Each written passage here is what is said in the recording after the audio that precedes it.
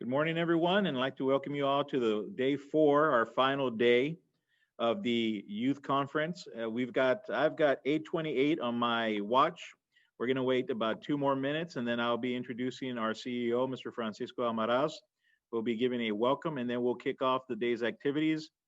And then also just a reminder at the end, we have our closing remarks from our speaker, Mr. Martinez White. If you weren't here on Monday, please join in at that time. Brings a lot of energy, and we're excited to have them closing out our event. So again, if you need that little pick-me-up right before you end and you go into the weekend, I highly recommend listening to Mr. White towards the end of the conference. So again, I've got about 1 minute before we go live and bring Mr. Almaraz on, and I'll check right back in with you. Thank you for joining again.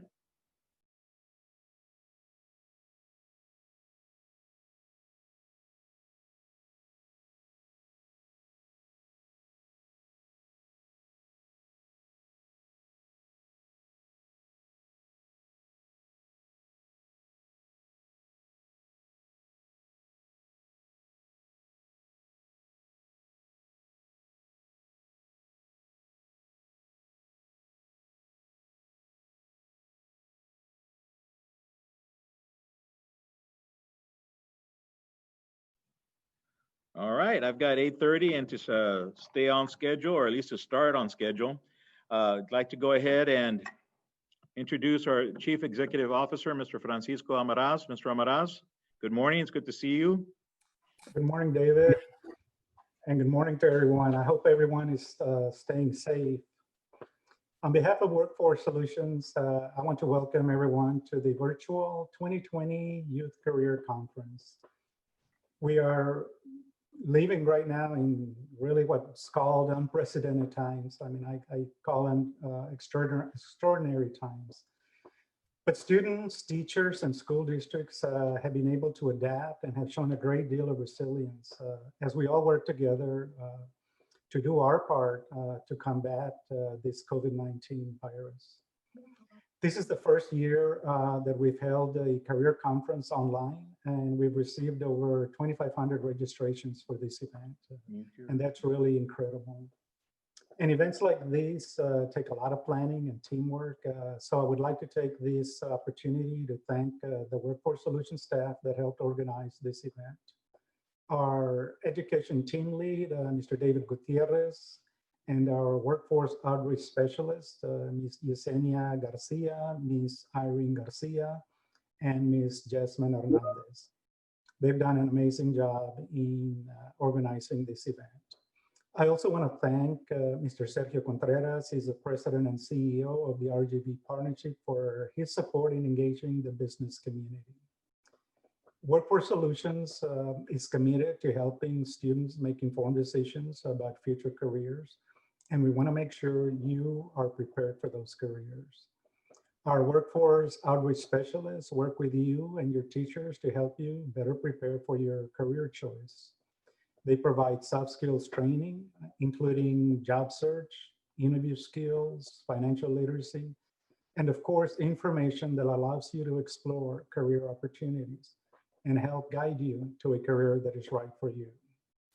The workforce outreach specialists are enthusiastic about their work, and it shows by the relationships that they have built with you and your teachers. Today's Youth Career Conference has 3 tracks: career exploration, soft skills, and parental engagement, each designed to provide you with information you will need as you work on planning your future. We also want to make sure to provide your parents with information on financial aid, career information and planning process, and stress management. So if your parents are not aware about this conference, please invite them to participate. Thank you for choosing to be here, and I hope you take with you a better understanding about the resources available that will help you find success in your careers. And remember, Workforce Solutions is always here to help you make decisions about your future careers. Best of luck and stay safe. Thank you, Mr. Almaraz, for that welcome. And we'd like to welcome everyone again to the final day of the youth conference. We want to take some time. We're going to go ahead and give you an opportunity to split out if you are going to be joining any of the other tracks at this time. On this, if you stay on this particular meeting, we've got career exploration. We've got 4 really good employer interviews coming up that will be focusing on finance and business. And if anything is showing over the last 3 days, you'll find that most of these employers did not always start off in these particular industries, but ended up here.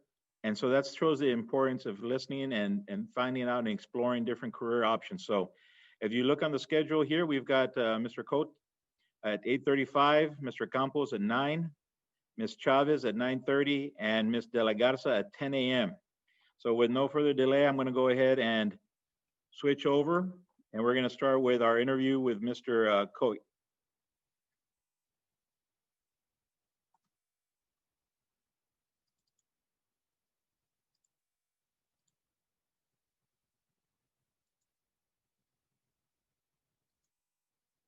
Mr. Coit was born and raised in San Benito, Texas. He graduated from San Benito High School and received a bachelor's degree in fire science from Columbia Southern University. He served in the U.S. Army Reserves for 8 years with 1 tour of duty to Iraq during Operation Iraqi Freedom New Dawn. For the past 12 years, he has had an active career as a firefighter for the city of McAllen. He is one of the founding fathers of Kicking Axes, which is an indoor axe throwing facility located in McAllen, Texas.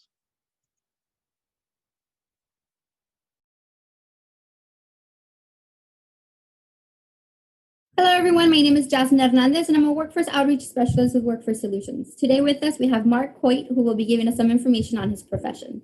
Mr. Coit, can you please introduce yourself, your job title, and the name of your business? Yes, thank you for having me, first of all. My name is Mark Coit. I'm an owner partner here at Kicking Axes.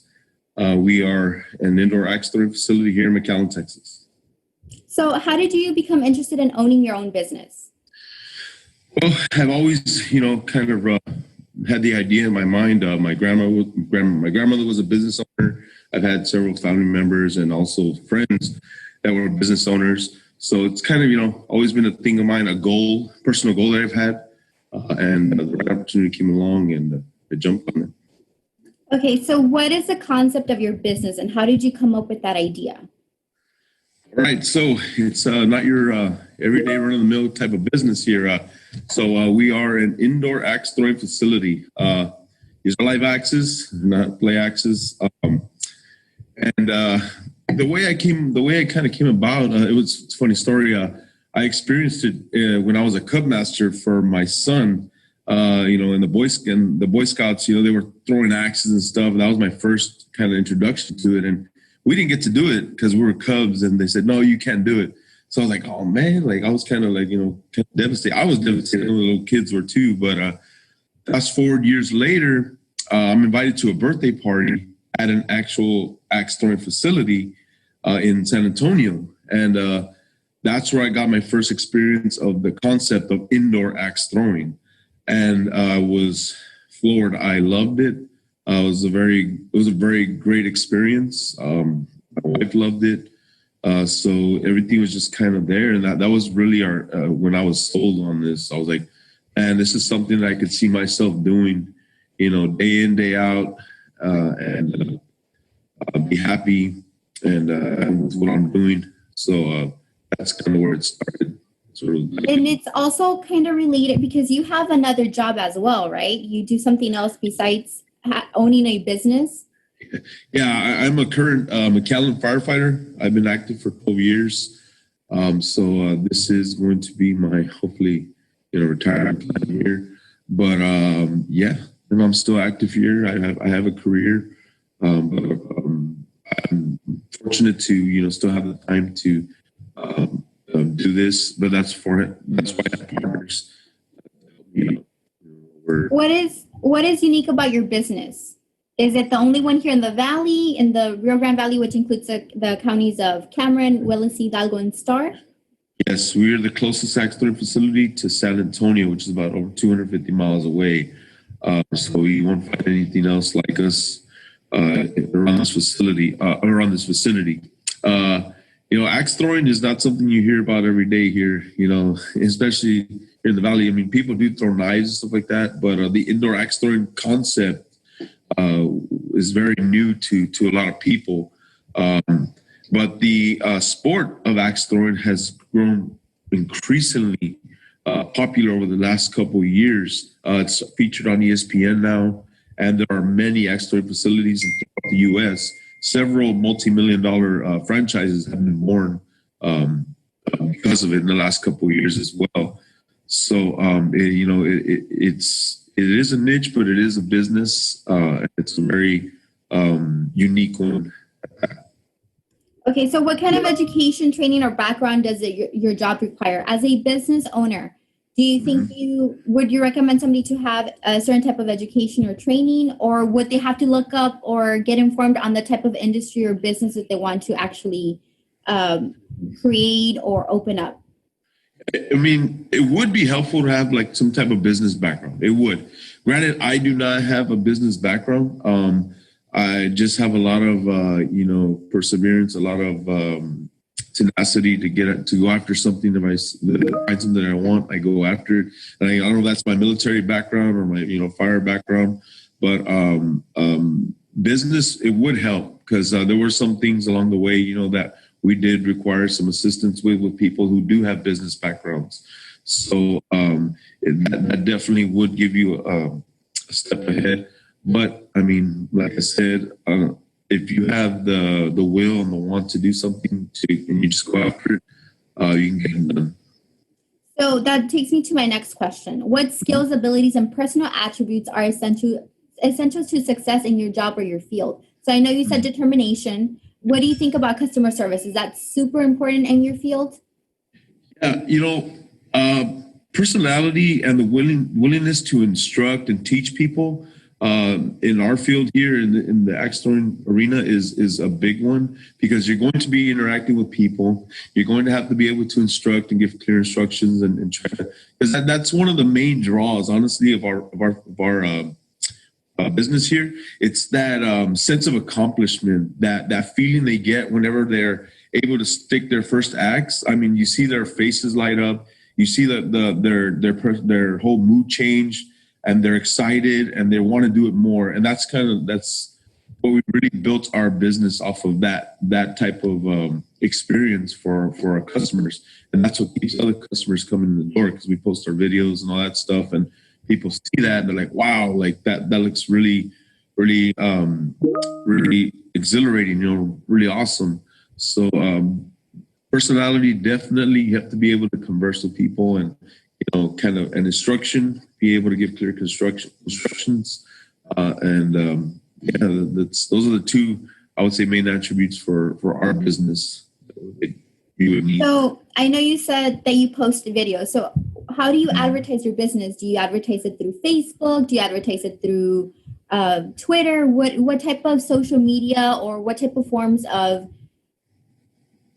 anything do you use to actually advertise your business? Advertising is a must. Advertising is very important. And of course, nowadays, I mean, social media is very helpful. The promoting your business and getting good content out there was not very apparent to me in the beginning, but it became very, very apparent that we needed to get this out. And that was the most, not only was it cost effective, but it did reach a lot of people very fast. I mean, once we started posting things like that, traffic began to pick up very fast. Now, of course, there are other avenues that we do. We do drop flyers. We do also, word of mouth, go out and talk to people, other business owners as well, try to form partnerships and things like that. But social media was, I'll say, our biggest asset as far as marketing wise. Well, it helped out a lot. And like I said, good content, videos, pictures, the organic stuff, that really helped.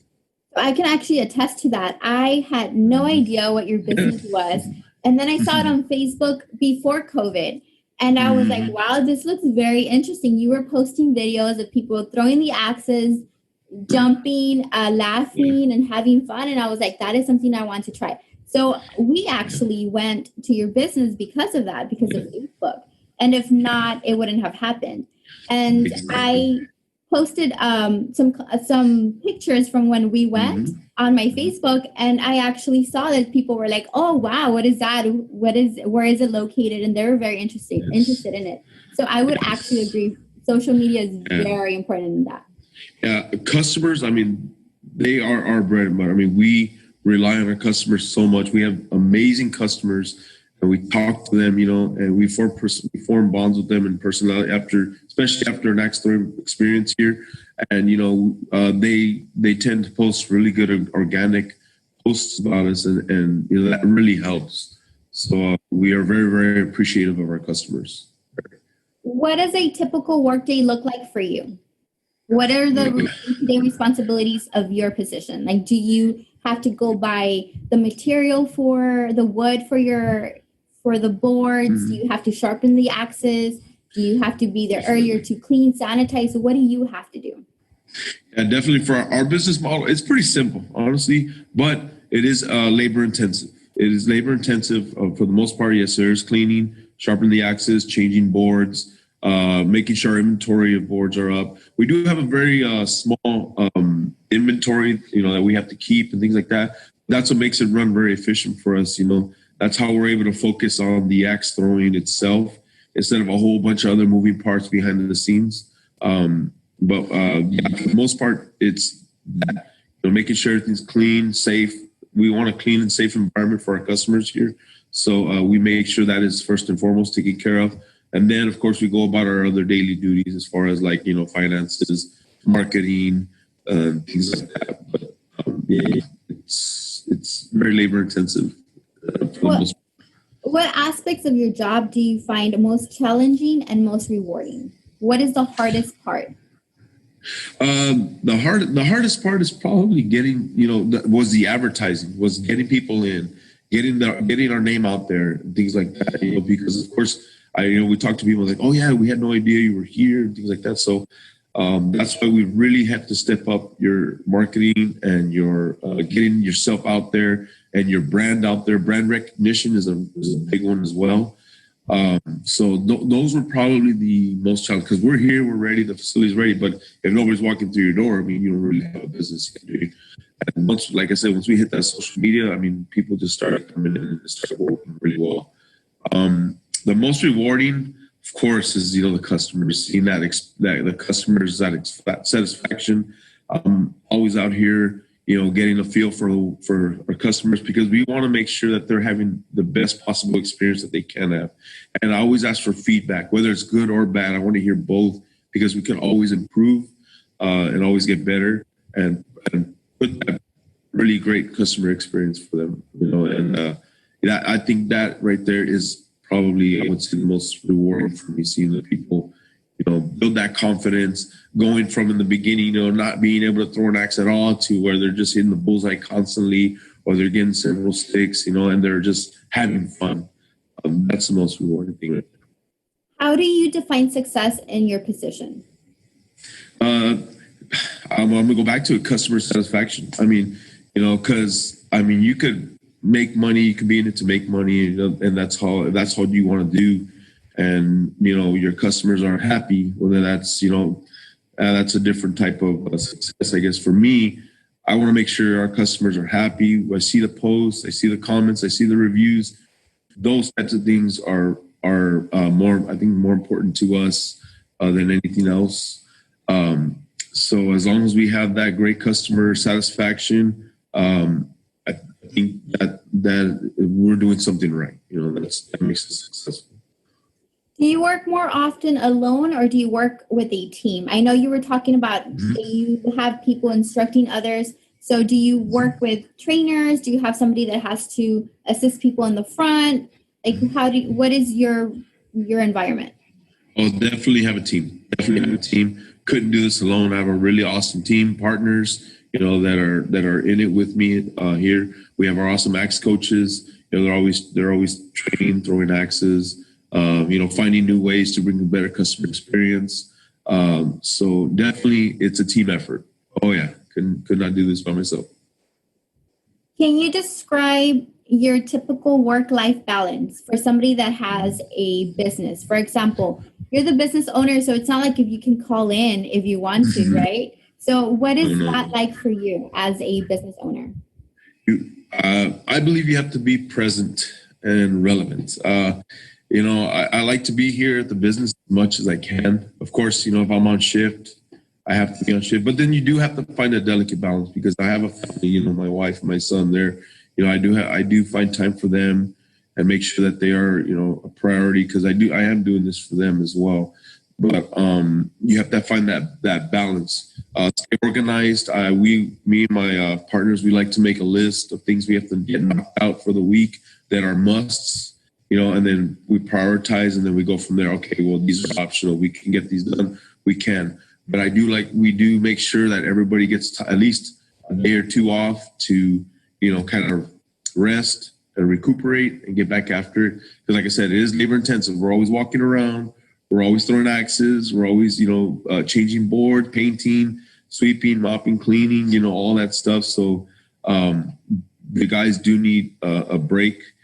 And you should give your mind a break as well, kind of, decompress a little bit and get back after that way. You always, you're fresh. I learned that late in the business because I was just go 24 hours nonstop thinking about it. But then you kind of start to slow down. You get a little burned out. You're thinking about things too much, so you do have to kind of give yourself a little bit of a break. And that's what being a part of a great team that I have here allows me to do. What would you recommend students in high school or college to do to prepare for a career in your field? Any recommendations regarding education for this specific position? Well, like I said, education-wise, I most of my education I got through military service, and then of course through the fire service. And then I did get my bachelor's degree in fire science while I was in the military. So education is important. It is important because a lot of in the beginning when we were going out for funding and things like that, people will always ask us for business plans, and things like that. And we had to go out and get some help with that because none of us had any experience or any education in that arena. So that would, if you are looking into a business, at least at a minimum, maybe a business degree of some sort. But that doesn't mean that if you don't, you can't do it. We're in proof of that. But later on, we did learn about the business plan, and we did learn, about research and marketing and things like that. So maybe had we gone into a degree, or one of us had a degree in the beginning, in that might have helped out. So I think. Would you, if they're in high school, would you recommend to join any types of clubs so they can learn how to communicate with others, teamwork, and how to be more responsible with their time? Yeah, me, honestly, sports was a big one for me. I played all types of sports, football, at least, track, basketball, teamwork, learning to play well with others, scheduling, hard work, putting in the time in the gym and things like that. Things just don't happen on their own. You got to put in the hard work, whether it be in sports or whether it be in any type of other club like drama or speech. Speech, I've seen, being able to talk in front of a crowd or being able to get your message out very clear is very, very important, especially in instruction too.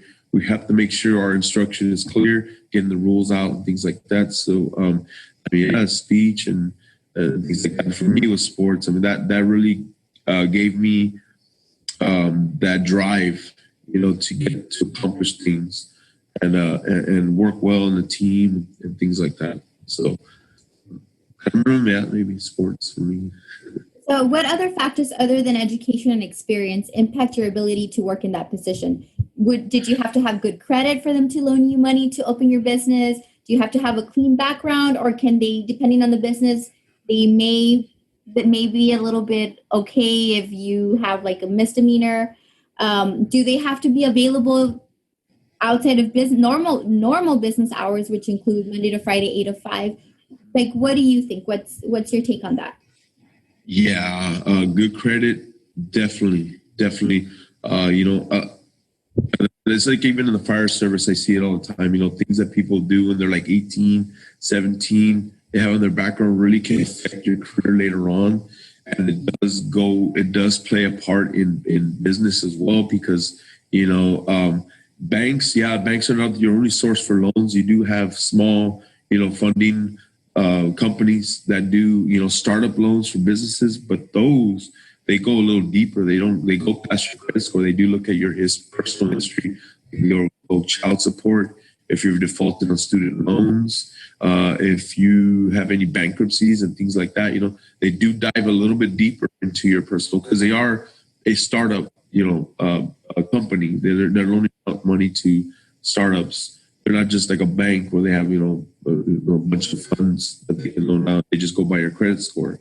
But definitely credit score is very, very important.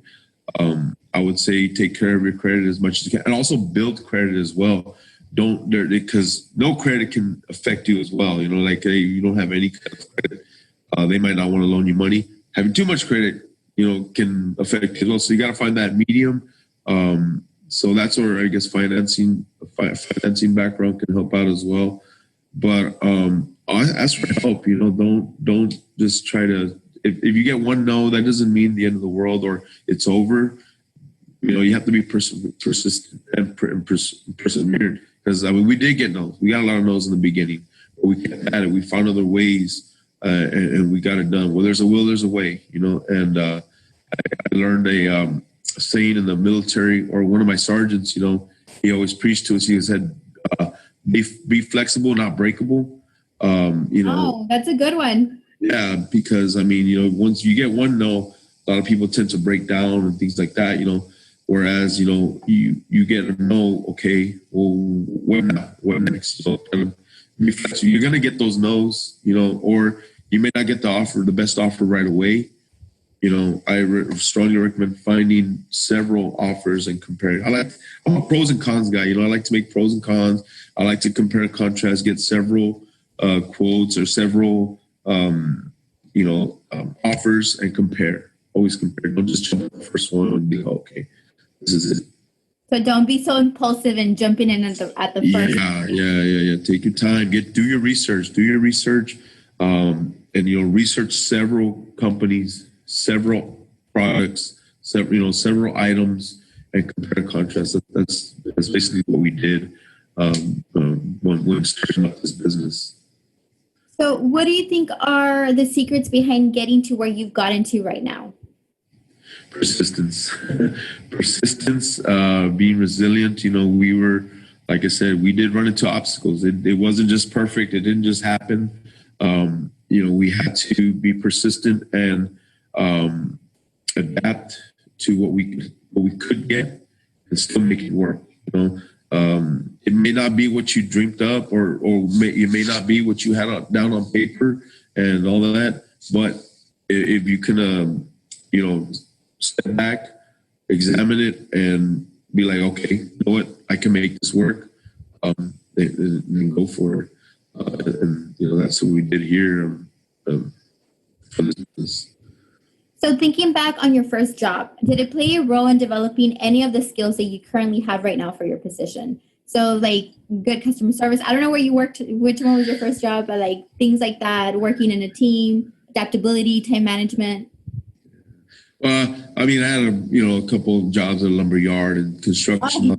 Really, but honestly, my military background is where I've got a lot of my discipline, a lot of my leadership skills, and things like that. I attribute a lot to the military, and of course, then when I from the military transitioned to the fire service as well.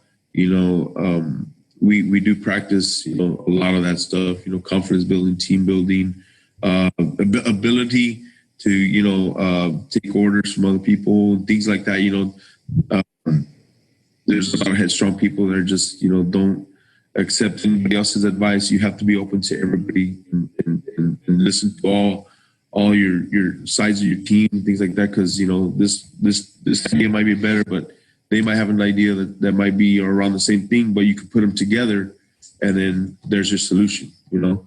So, yeah, I attributed a lot of my ability to be in this business or to start a business to the fire service and the military. If you had one piece of advice to someone just starting out, what would that be? Believe in yourself. Believe in yourself, definitely.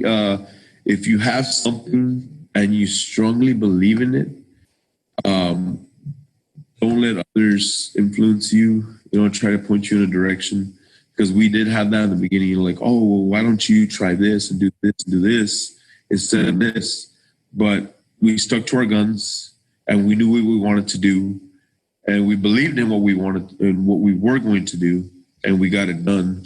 And, you know, the outcome is a lot, much more satisfying than had we gone a different route and listened to others. Of course, like don't say, no, don't talk to me or whatever. Listen to them, of course, because like I said, you dissect it and you listen, you hear what they're saying, and you can grab certain things from there, but you don't have to necessarily go with their whole idea, you know? And dissect it, you put certain pieces together and you have something. So like I said, just believe in yourself, stick to your guns, definitely. But do listen.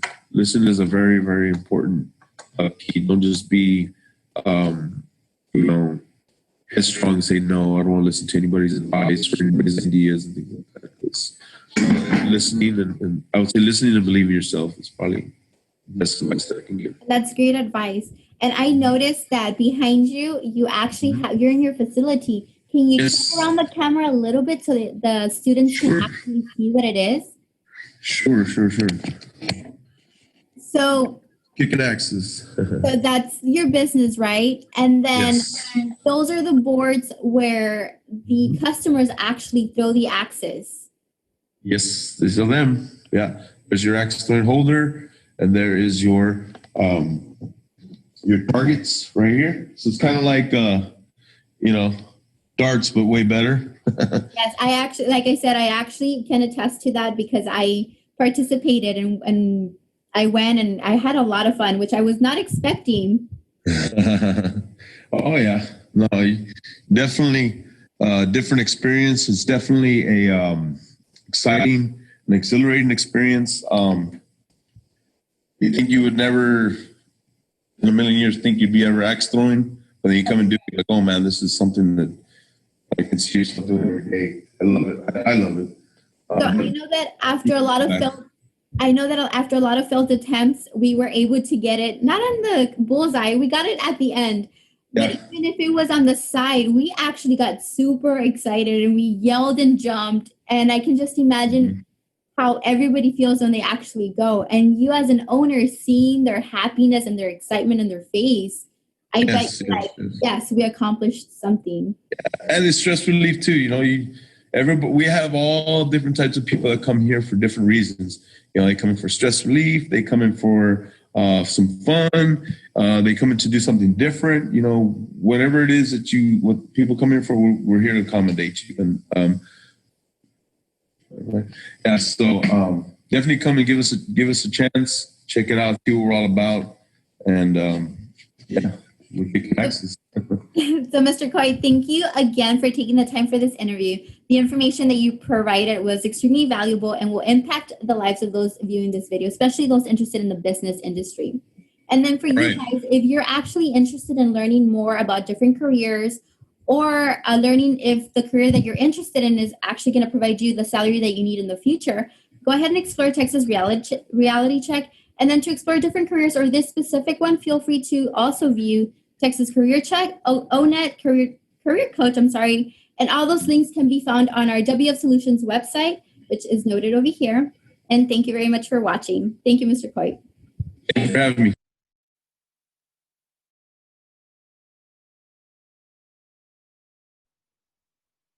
Thank you, Mr. Coit, for that interview. For those of you students who are looking to get into, I'm sorry about that. For those of you who are looking into getting into self-employment and starting your own business, Mr. Coit's interview was fantastic. He gave you some information as to what you're going to be expecting.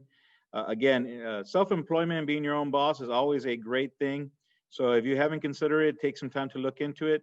Again, as Ms. Hernandez, Jasmine Hernandez was talking about, if you need any information whatsoever concerning that particular field or going into starting your own business in whatever field you choose, because you could do that even if you're in healthcare, if you're a lawyer, if you're in construction, automotive, you can start looking into becoming your own business owner. Please reach out to us and let us know. It's 9:03. We're running a little bit behind schedule, but we're going to try to catch up. We've got Mr. Erasmo Chapa coming up next. He works with Walmart, and let me go ahead and get Mr. Chapa's information up on the screen.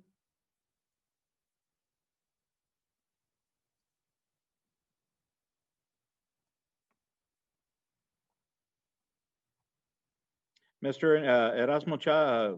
Campos, I'm sorry, Mr. Erasmo Campos graduated from La Jolla High School in 2005. He married his high school sweetheart. He was 17 years old when he started his career with Walmart as a sales associate. Throughout the years, he's transitioned to several leadership positions within Walmart, such as department manager, assistant store manager, co-manager, and current position as a store manager.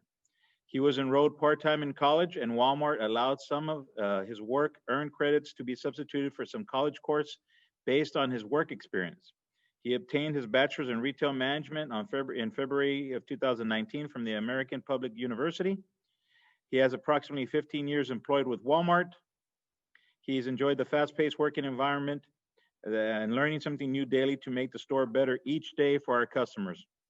These are opportunities for professional growth to continue advancing in his career. Hello, everyone. My name is Yesenia Garcia, and I am a workforce outreach specialist with Workforce Solutions. Today with us is Mr. Erasmo Campos Jr., who will be sharing some information on his profession. Mr. Campos, thank you for being with us today. Could you please introduce yourself, your job title, and where you currently work? Hello, everyone. My name is Erasmo Campos Jr. I am currently a store manager at store 1200 East Jackson Avenue in McAllen, Texas. Perfect. Thank you for that. Could you now tell us how you became interested in this occupation? You know, I was in high school and I really wanted a part-time job. So like everybody else, my mom kind of told me, hey, son, they're actually hiring at Walmart. You should apply. So I applied and I started off as a sales associate in shoes back in 2005. Oh, wow. Okay. And what kind of education, training, or background does your job require? So I started with Walmart just with a high school diploma, but Walmart gave me the opportunity to pursue my bachelor's in retail management. You know, Walmart offers a lot of programs for their associates. So being able to work at Walmart and still pursue my degree was a great accomplishment for myself. And it's only $1 a day for our associates. Wow. And what about skills, abilities, and personal attributes that are essential to succeed in your job or in this specific field? There are 3 things that are crucial for success in my role. You know, one of them is communication. You got to have great communication skills. Trusting but verifying. You know, I manage over 262 associates in the building. So I deliver a lot of notes. I delegate a lot of notes. So going back and trusting and verifying and ensuring the work is done correctly. And then time management. I think those are the 3 components that is really going to get you to your success in my role. Perfect. Can you describe what a typical workday looks like for you? So a typical day as a store manager, it's very fast paced. You're always frequently in meetings. You're reviewing financial numbers that could affect the store. And you have the day-by-day responsibilities and to consistent, like your tour with your management team, you delegate notes with associates, and you're always teaching and training. Okay. And let me see, what kind of problems do you encounter daily? What kind of problems I encounter daily? I can tell you with this COVID execution that we're going through right now, you know, being compliant with the CDC regulations, it's something that is new to everybody, especially in the age of 2020. It's not something that we normally are used to doing. Mm-hmm. So having to change our work style in the workplace, like having to ensure social distancing sign here being in place, washing your hands often for 20 seconds, and ensuring the safety and the well-being of our associates is something that we encounter here in their store. Okay, I see. Okay, next question is a two-part question. So I'll ask the first one and then I'll proceed to the next one. What are some of the decisions that you make daily and how do you make those decisions? So I make decisions every day and it's based off business need. It can range from what merchandise comes into the building, what kind of associates how many associates do we hire and how do we train them? But it's not I don't make decisions by myself. I have to collaborate with my market team, my home office, and my management team. Okay. And could you tell me about your work or a specific project that you are working on? My store is always going through remodels. So currently right now, we're going through a drastic remodel in my store, and it consists of the front end. Having 22 registers that are being mandated by associates and evolving with technology is kind of exciting. So seeing them being transformed from mandated registers to self-checkout is something that we're going through. So I think it's going to provide a lot of convenience for our customer, making that one-stop shop experience for our customers. Perfect. And what aspect of your job do you find most challenging and or rewarding? Well, as a store manager, I'm a type of person that I like to micromanage everything. I like to be in control. So I have to give my people the ability to make decisions. So having sometimes to let go and letting them make decisions so they can develop their skills, it's rewarding to see that they're expanding their skills in Walmart. Because there's some managers out there that can be controlling. I want to be involved in everything. I want to be in control. I want to be able to be involved in every aspect of the business, but that's not going to be a way that we're going to develop our associates. So having a time to, hey, run out there, go make decisions. You're going to learn from your mistakes, but I'm here as a resource if you need it. That's great. And how does success look like in this position and how do you measure it? I know that success is immeasurable. At the end of the day, we're our team, and one of the biggest thing is, therefore, even though we don't meet our financial plans at the end of the year, as long as we did it as a team and we give it our all that matters.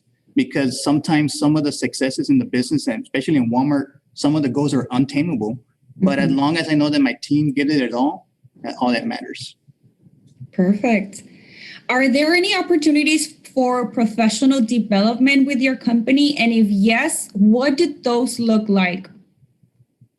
Here at Walmart, there's always ways that you can progress and grow your skills. There are many include developing your communication skills. You're always constantly communicating with people on a daily basis and keeping up with the most recent improvements, such as technology. Walmart's always evolving in technology, being able to be a problem solver individual as well. And then working as team, getting your team development skills getting developed as well. Perfect. Do you more often work individually or with a team? And if you are part of a team, what is your job role? Usually I work in teams. Okay. My role is the leader. I manage the whole business. So I distribute tasks. I coach by walking around. I give advice and I'm available to provide resources. Perfect. And I know you did mention that you are the store manager, but even as a store manager, I'm sure you have other coworkers or colleagues in other stores where you have to get together and discuss some of the store goals and things like that. So even if you're the leader for that specific store, I'm sure at some point you have to meet with a specific team to discuss anything such as goals. So that's great. And I know we have a market team. We have a market team that I discuss with, and I meet it with my market manager, Lupita Guerra. She's the market manager involved in the Rio Grande Valley. So I report to her. Oh, okay, I see. And how do you organize your time? How do I organize my time? I can tell you at a nutshell, I got to time manage. I got to time manage and prioritize what tasks needs to be taken care of. Because if you just run out there without prioritizing and time management, you'll probably never get anything done. So I have to really make a list and prioritize. Hey, this needs to get done in 30 minutes. I have an hour to take care of this. So really time management is one of the biggest things how I organize my day. Yes, it is key. Next question. What can you describe from a typical work-life balance in your specific field or your occupation? Work-life balance. Here at Walmart, Walmart's all about work-life balance. And what I can advise people is you got to be in the middle. You got to be in the middle, and you got to know when you got to be at home, and you got to know when you got to be at work. So I know this holiday season is coming up pretty quick. So, hey, I got to be here at work. I got to be here for Halloween, Christmas, and so forth. So kind of one of the things I live by is, hey, leave your work at work and your family issues at home, but you got to be able to balance in between. When you have to be there for your family, and that when you have to be there at work. If you're too much at work, then, hey, you can impact your family. And if you're too much in your family, then you can impact your job as well. So you got to be in the middle. Yes. So this is a second question to that first one. How does your job affect your general lifestyle? General lifestyle, I can tell you it is at times long hours. I'm not going to lie there. So you are going to work long hours, but at the end of it, at the end of the day, it's rewarding to see what you've accomplished in your goals with the company. And I think that's key. If you are passionate about the work that you do, when you are pulled to put in those extra hours, I'm sure it can be taxing, but it's very rewarding, and especially you do enjoy it when you are passionate about the work that you're doing. Absolutely. Okay, next question. What would you recommend students in high school or college do to prepare for a career in this field?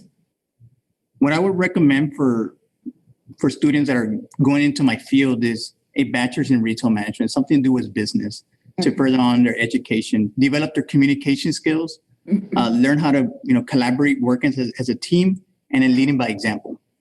And that's what I can advise the students out there. Perfect. Any recommendations regarding education aside from a degree to pursue?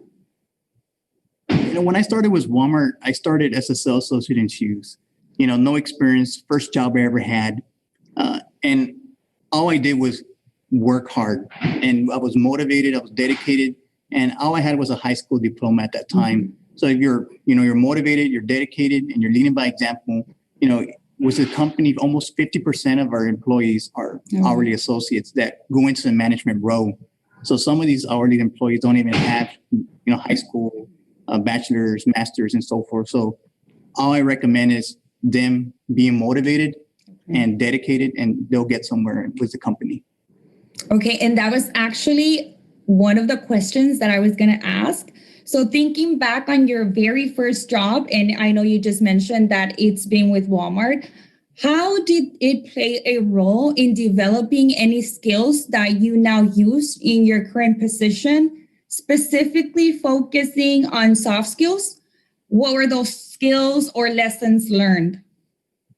I think one of the biggest lessons that I learned is I had to communicate frequently. I was always communicating, and I was always talking in large groups of associates. So being able to feel comfortable talking and having that great communication skill was crucial for my success.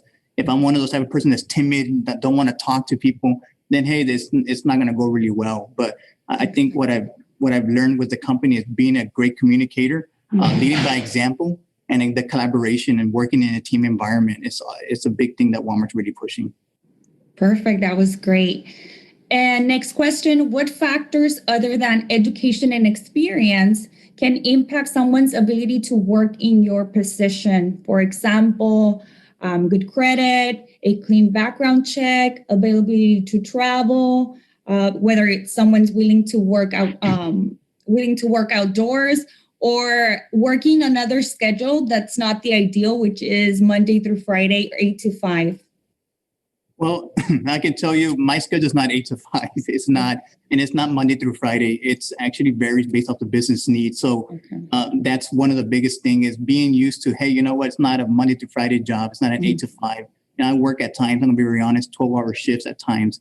So being able to be used to working those long hours, and then I can tell you, you can grow with a company as much as you want to. You got to be able to relocate. I know there's a lot of people that don't want to travel outside of their area, but if they're willing to relocate, they can really grow with the company a lot faster. If they're willing to go to Arkansas, Florida, New Mexico.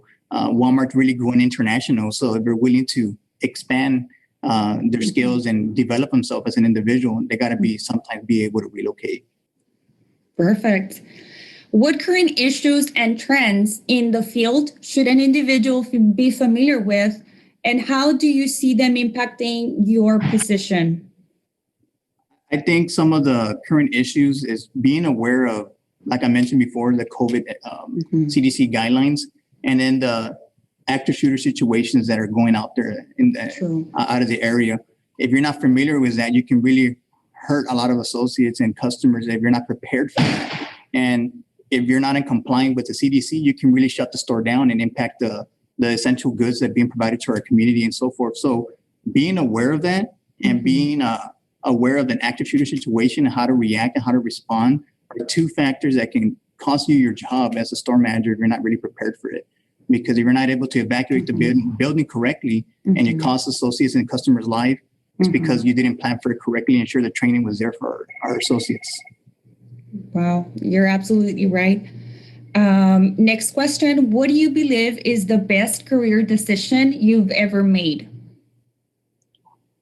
The best career decision I've ever made, working for Walmart. You know, I can tell you it's been my first job I ever had as an individual, and being able to grow with this company tremendously.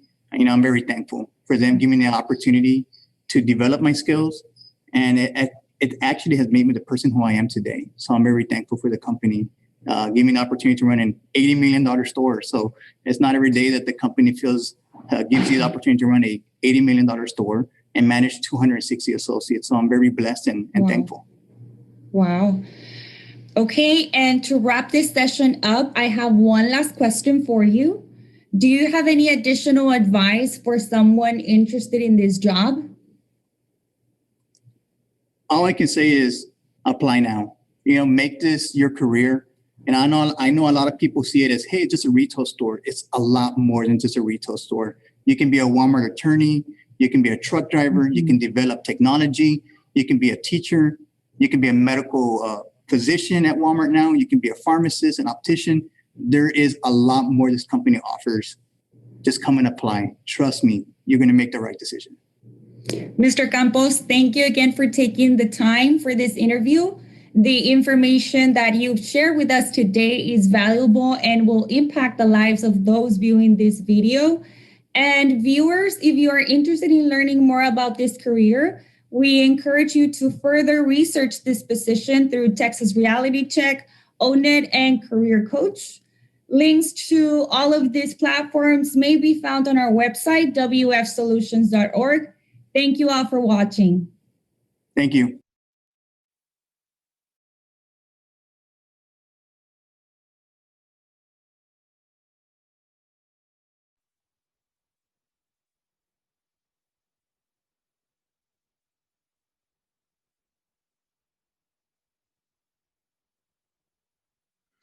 Thank you to Mr.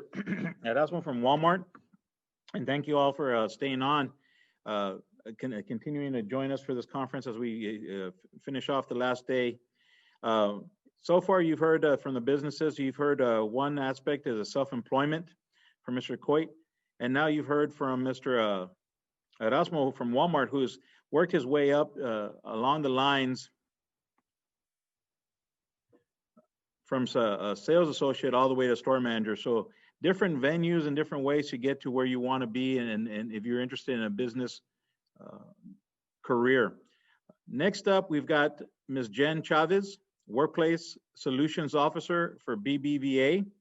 She's the oldest of 4 siblings, born in California, raised in Florida, and now a resident of Weslaco, Texas. She has been with BBVA for 8 years and is currently a Workplace Solutions Officer 2. She loves to help educate and facilitate the community with their finances.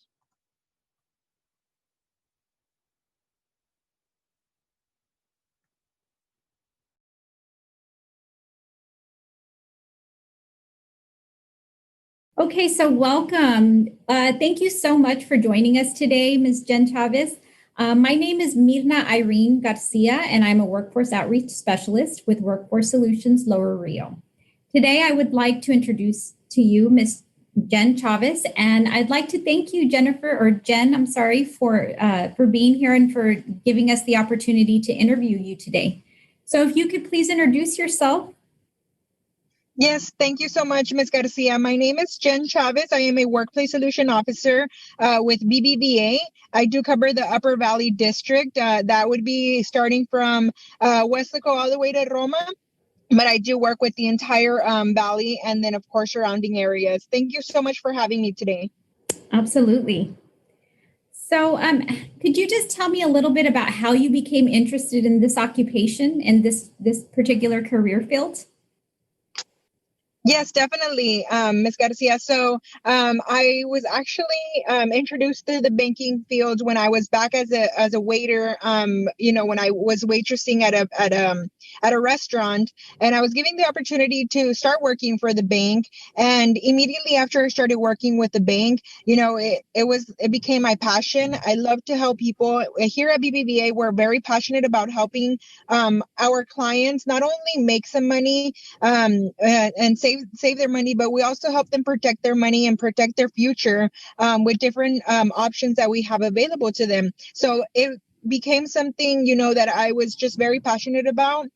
That very first person that I was able to help, get out of debt, it really it was a really big eye opener. And then when I helped the first person purchase their first home and, to see the joy in their face, it just became a passion that I just wanted to run with. And I didn't want to stop. I didn't want to stop helping the community. So that's how I got introduced to the banking industry. And I just absolutely fell in love with it from there. That sounds wonderful. And so can you tell me what kind of education and training or background does it require to do your particular field or to have an occupation in your particular field? Yes, definitely, Ms. Garcia. So definitely a high school diploma or a GED would be required.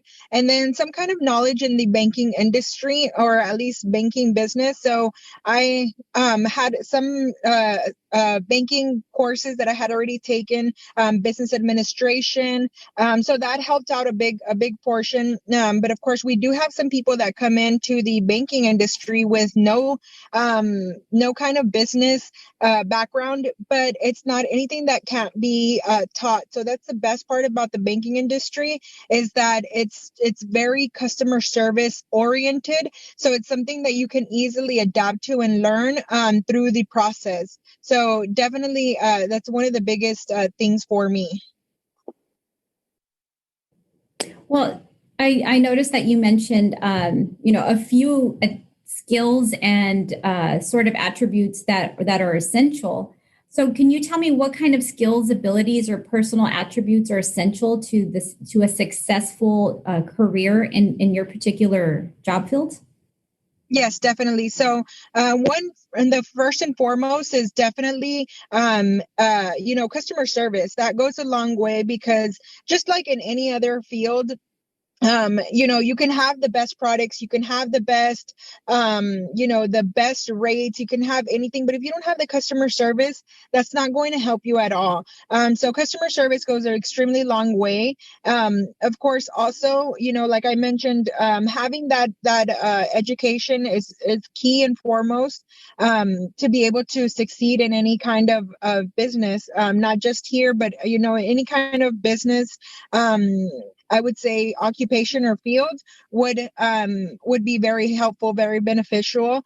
And then, of course, other than that, I'm sorry, my mind just went blank. Other than that, the high school diploma and the GED do go a long way.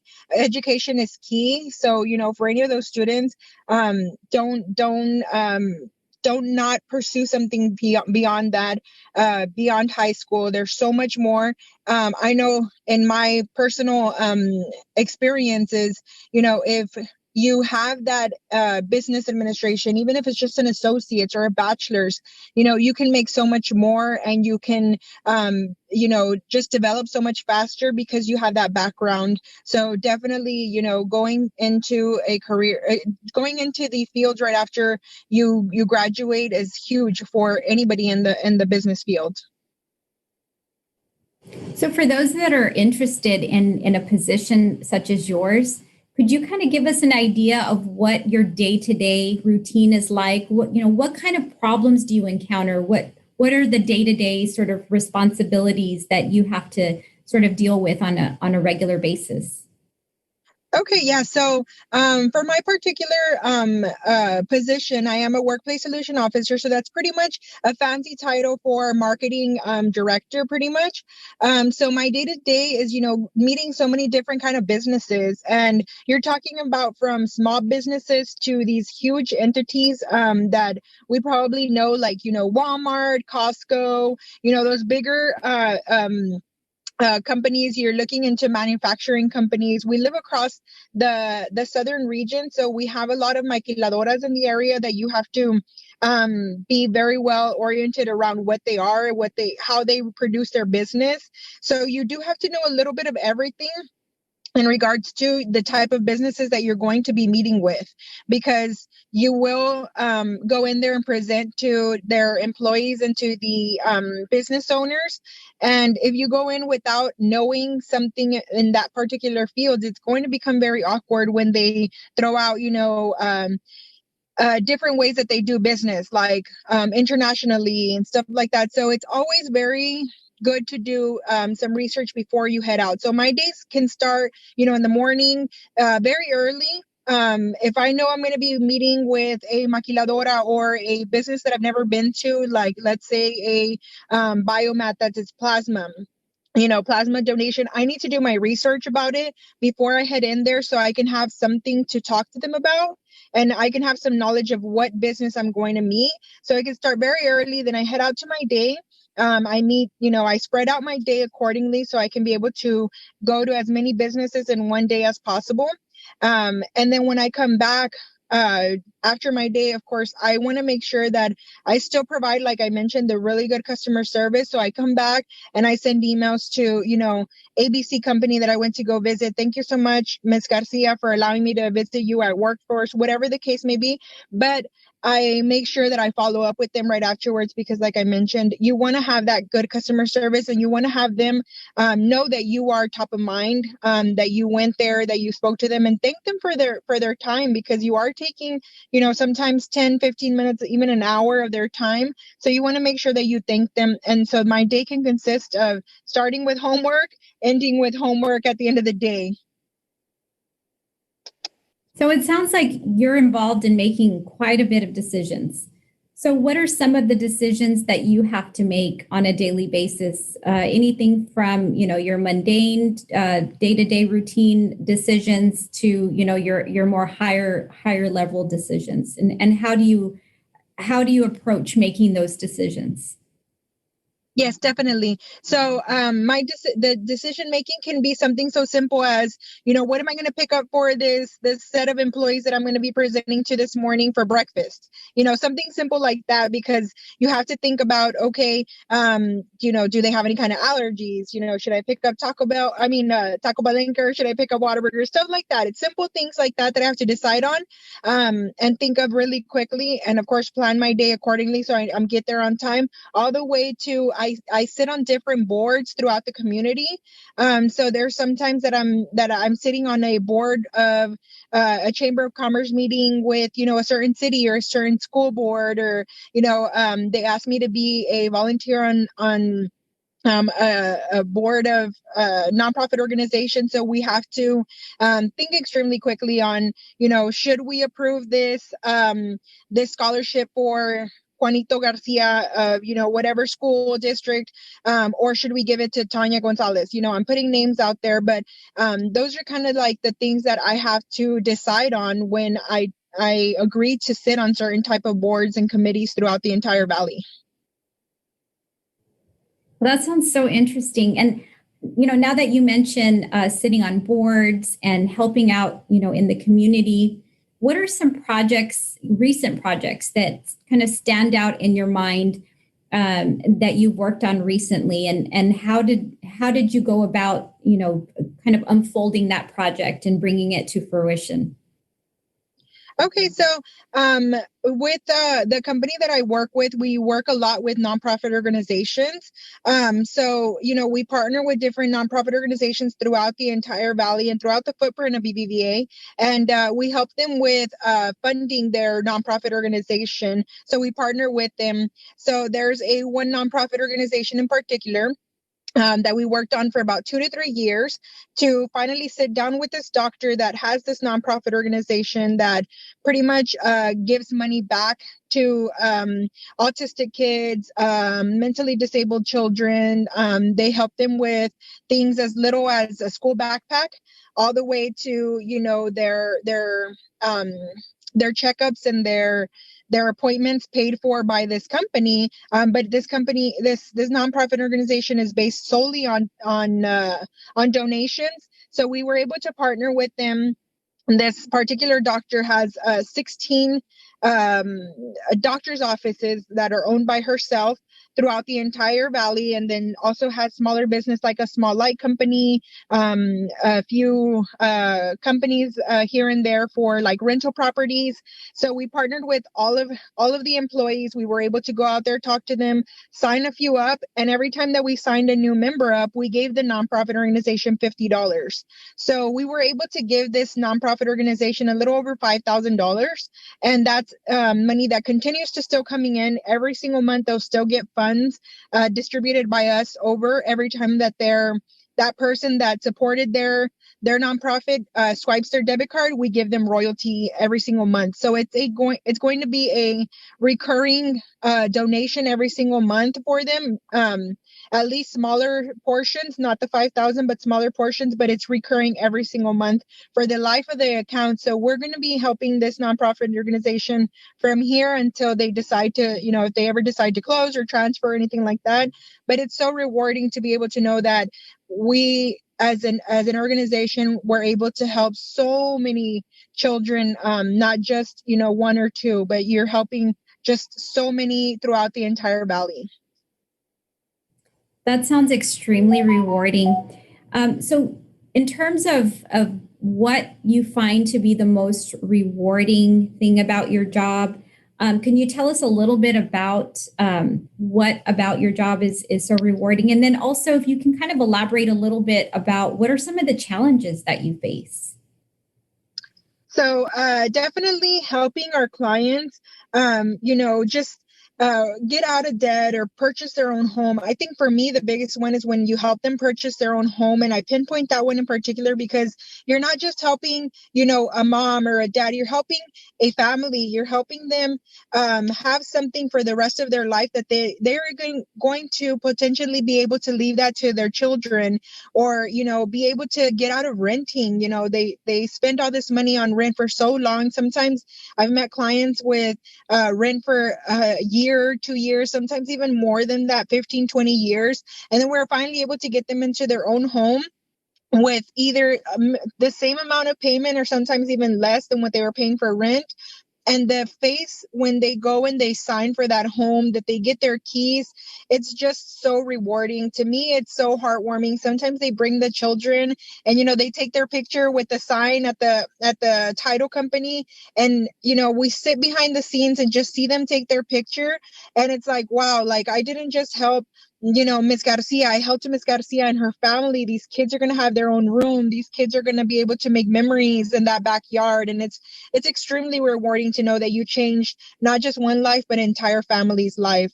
So I think that's one of our biggest things. One of the challenges that we come across is, of course, we live in the valley.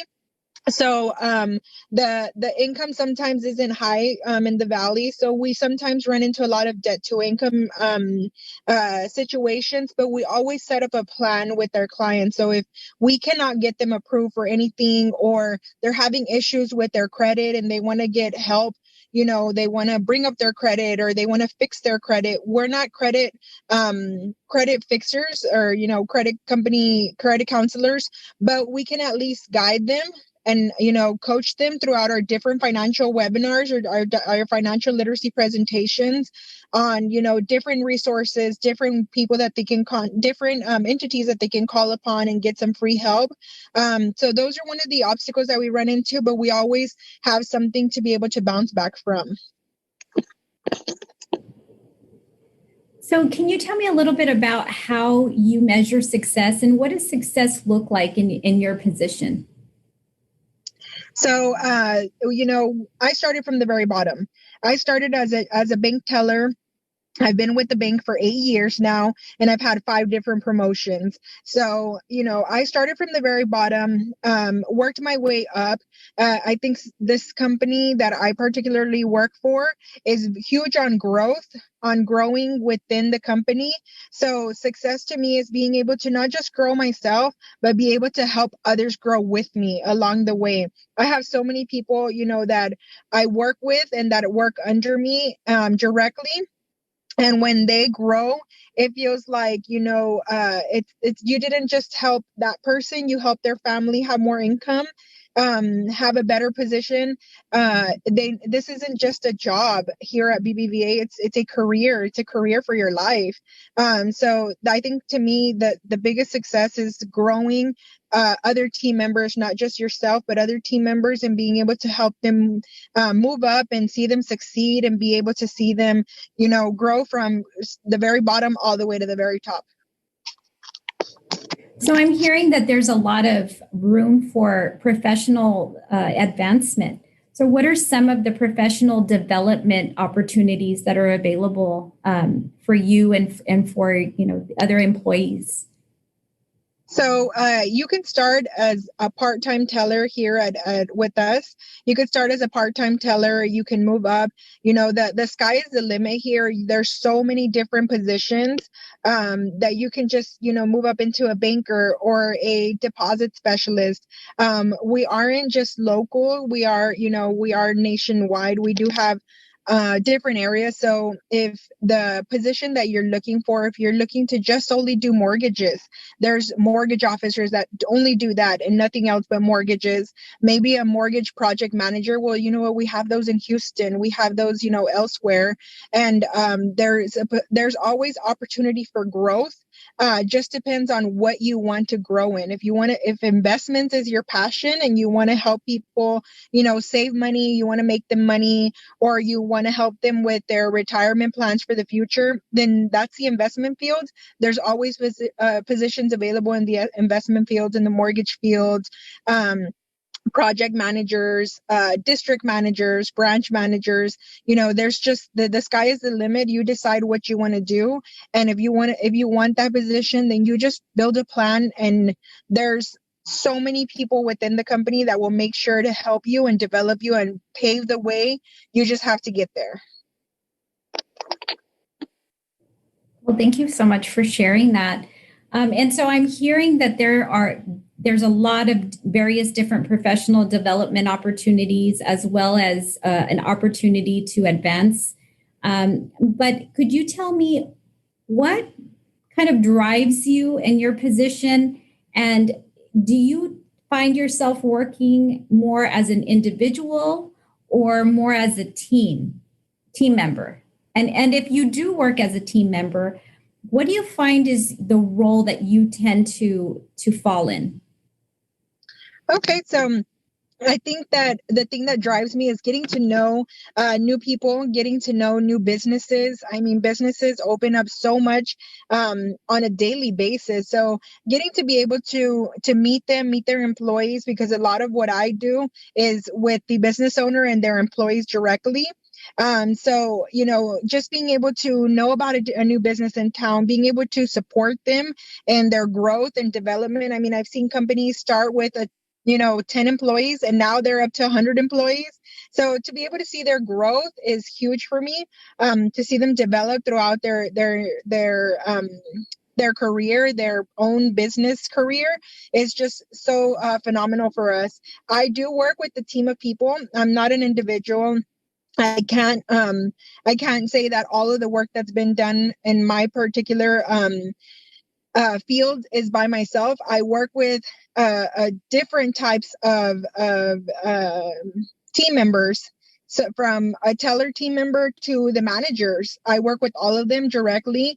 We work together to be able to get into different businesses, to be able to introduce ourselves. You know, I could go into a business right now and I can use, let me just use Workforce Solutions. I could work with Workforce Solutions directly to talk to all of the employees about, you know, their finances, but Workforce Solutions might be owned by ABC person, and that ABC person might need a business loan, or recently we had a lot of the PPP to be able to fund their business to pay out their employees. Well, I can bring my branch manager, with me to that meeting and introduce them and have the branch manager help that business owner with a loan for their business. Since I don't do that personally, they're the ones that handle that. So I get to work with so many different lines of businesses, from a commercial business to a small business, and so forth and so on. So that's the really unique part about it, is that I get to work with everyone, not just one team in particular. So, in terms of your work-life dynamic, what are some of the sort of day-to-day dynamics of your job fields? In other words, how does it affect your general lifestyle? I get this question asked actually a lot, and my boss likes to call it work-life balance, and you know that he has to tend to remind me that I have a personal life, because I do get very drilled into work. I'm a huge workaholic, so sometimes I can kind of, you know, get sucked into the work life, but I have this nice jar at home that actually my boss provided for me. And it has a whole bunch of rocks inside of it, and then it has some sand in it. So the rocks represent, you know, work, and the sand is my family. So I have to, you know, remind myself that yes, work is important. Yes, work pays for my bills, but my family is also very important. So I kind of set myself a nice calendar. Right now that we're working remotely from home, it comes so much in handy that I have it right in front of my desk. So, you know, I kind of tend to say, hey, you know what, Jen, you need to make sure that if you're going to clock in at 7, you're going to clock out at 4. And at 4 is you're not going to be time for your family, for your kids, you know, for your stuff, your own personal, some me time.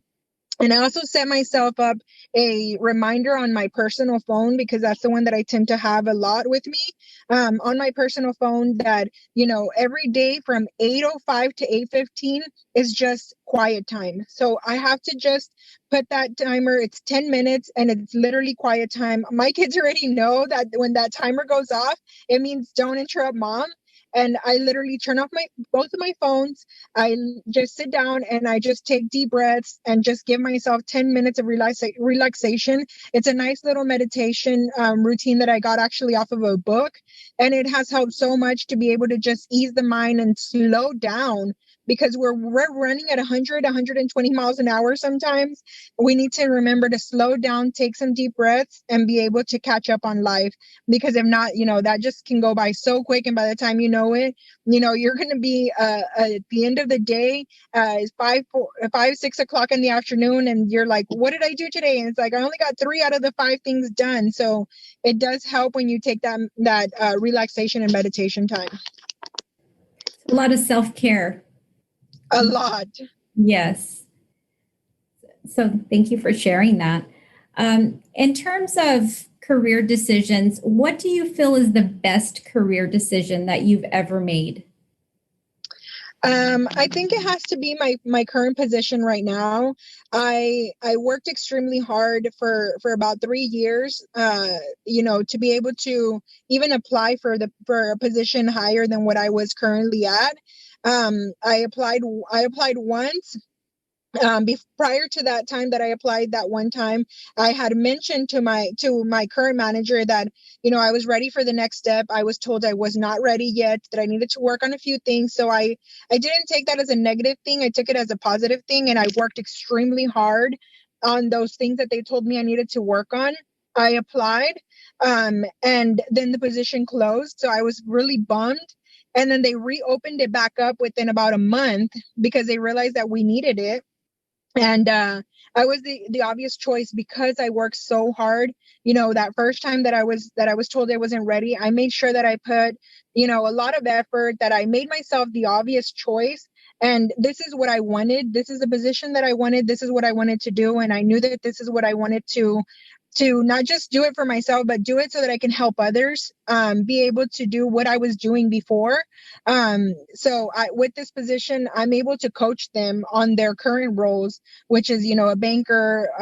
I'm able to help them see the bigger picture, especially those new employees. So I worked extremely hard. And then when I got it, I just knew this was a position for me. As soon as I started working in the position that I'm currently at, and that I started doing, you know, every single task that was in my job role, I just knew that this was for me, that this was exactly what I wanted to do. This is what I needed to be doing.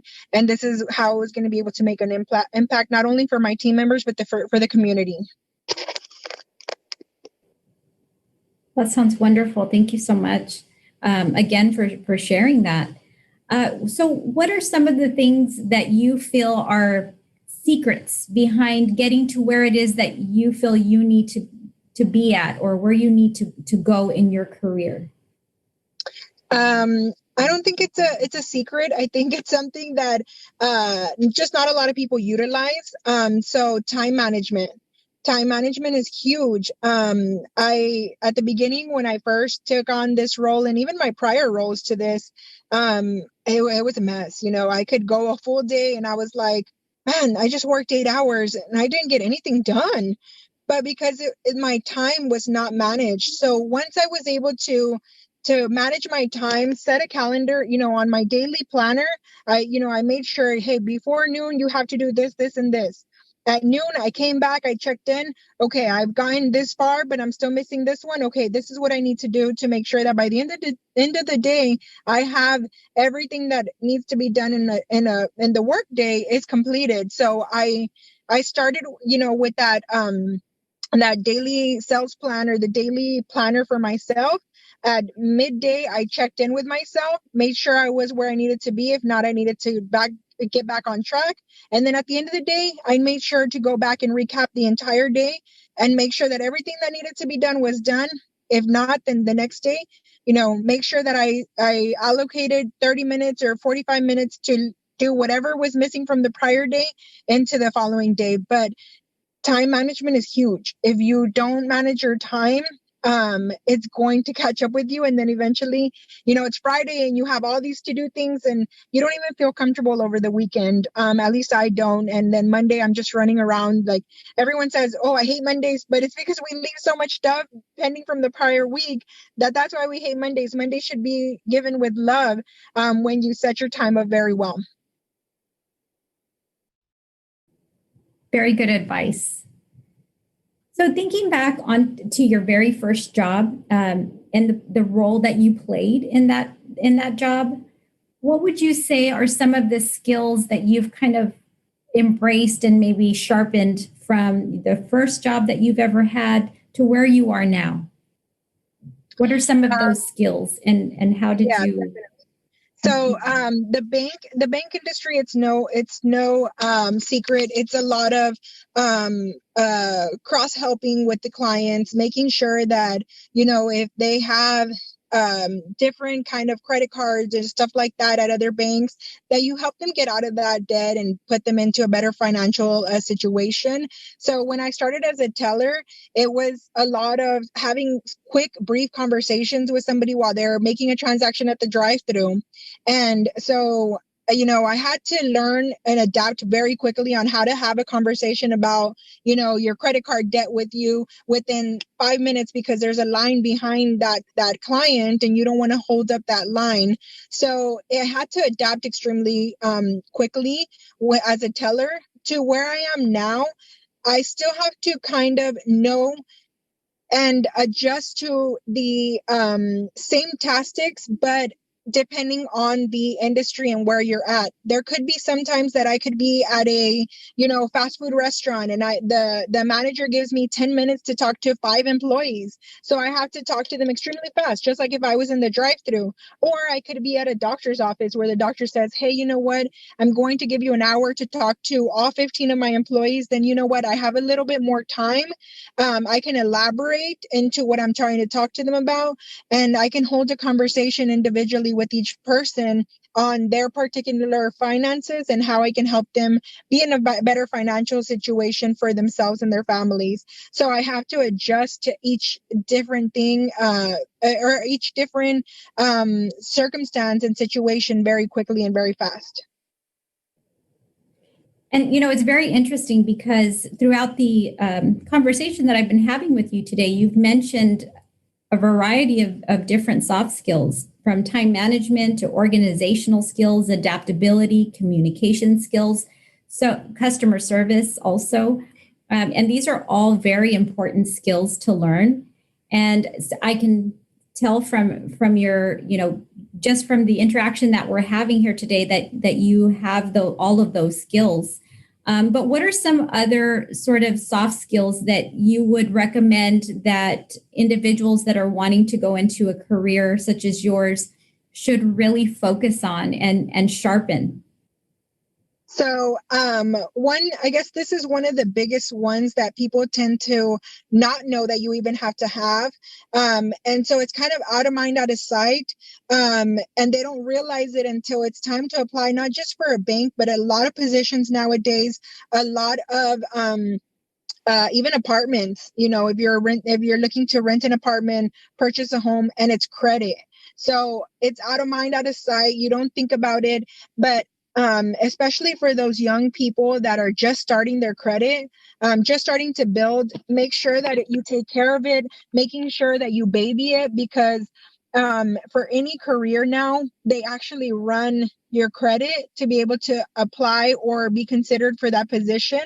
And it can go extremely a long way. So it might not be a skill in particular, but it's something extremely important, extremely crucial to take care of, to baby, like I mentioned, because it could be that that hit or miss for you to get that promotion or that job opportunity.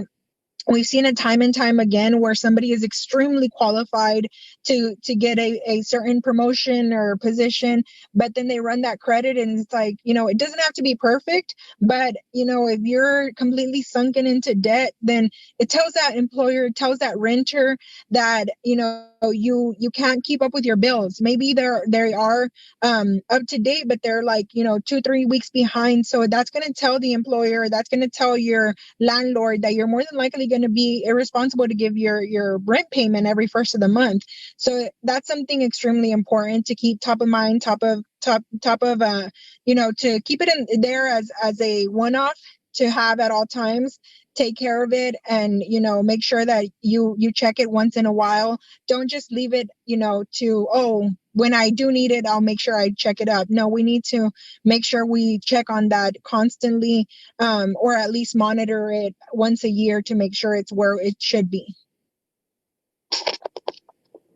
Well, thank you so much, Jen. I'd like to thank you for doing this interview today.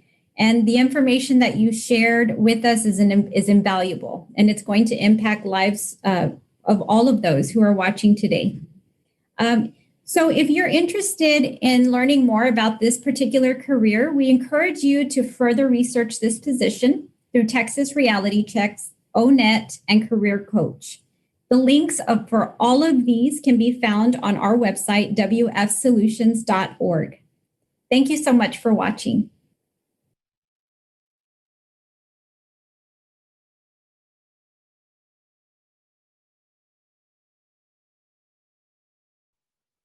Thank you to Jen Chavez from BBVA, and thank you again for logging in and listening to the interviews.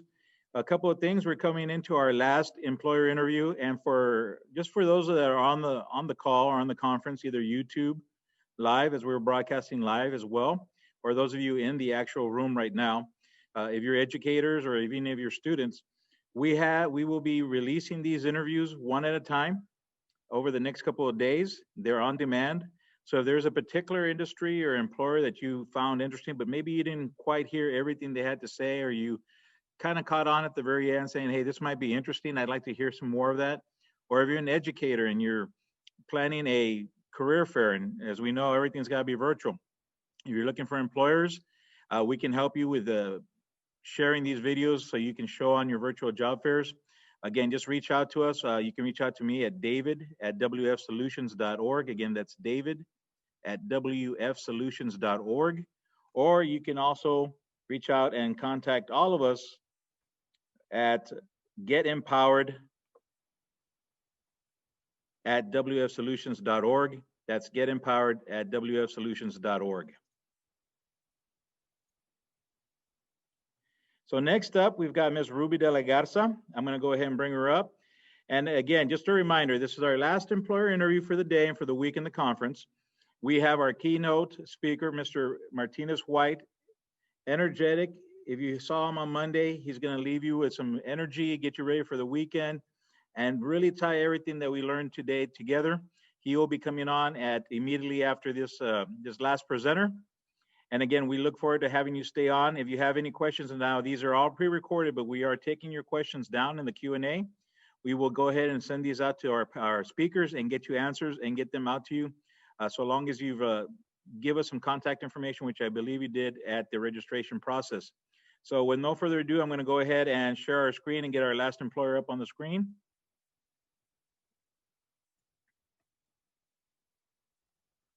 And that's Miss Ruby S. de la Garza.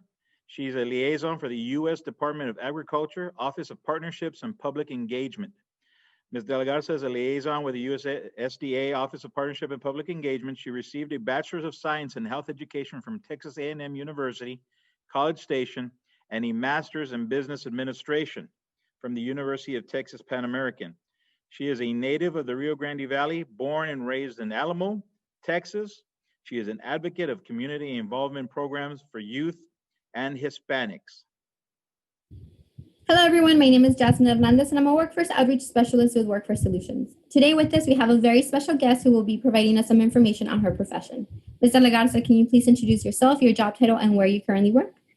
Hi, my name is Ruby de la Garza. I am a USDA liaison with the U.S. Department of Agriculture, Office of Partnerships and Public Engagement, and I'm located in Texas and based at the University of Texas, Rio Grande Valley in Edinburgh.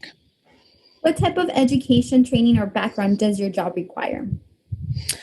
So to be a USDA liaison, you can almost major in everything. My colleagues have different majors. My background, I have an undergraduate degree from Texas A&M University in community health education, and I have a master's in business administration from what was then the University of Texas Pan American.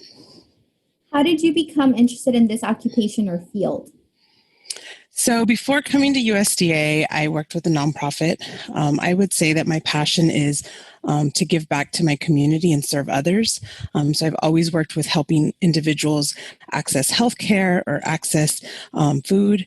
And so right now in my current position, I work more on a broader scale with communities, with youth, with faith-based organizations. And so I think the interest was just to help people and to serve and give back. So being a public servant and working for the government was really what attracted me to this position.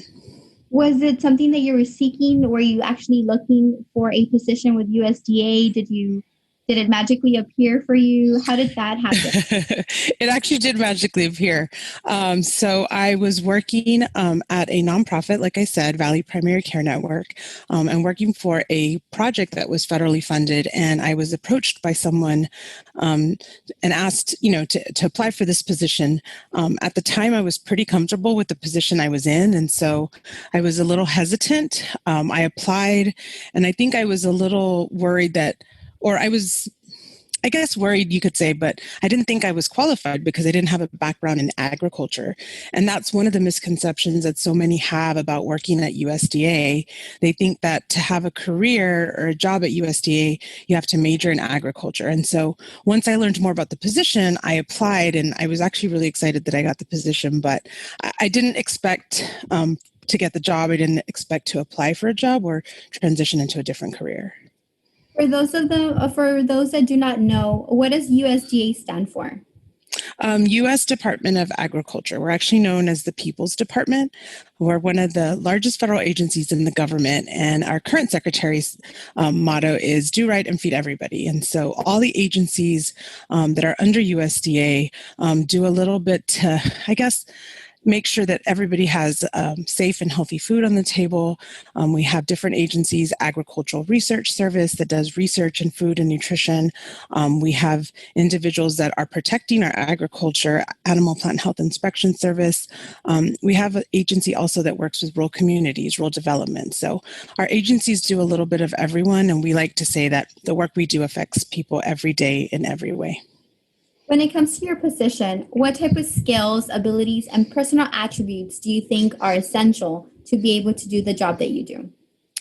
I would definitely say communication skills is really important. You're always interacting with others, talking to individuals about the programs and opportunities with USDA. So communication skills are a must. I would also say problem solving for sure.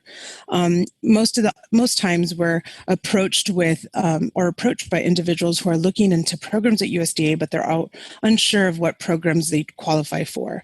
And so you have to be ready to kind of think about what problems they could or what programs they could apply for based on the problems or the issues that they have. And so problem solving is definitely important. I would also say you have to be able to multitask. You are always juggling several projects at one time, and so multitasking is really important. Another one I would say that I think every job kind of requires is teamwork.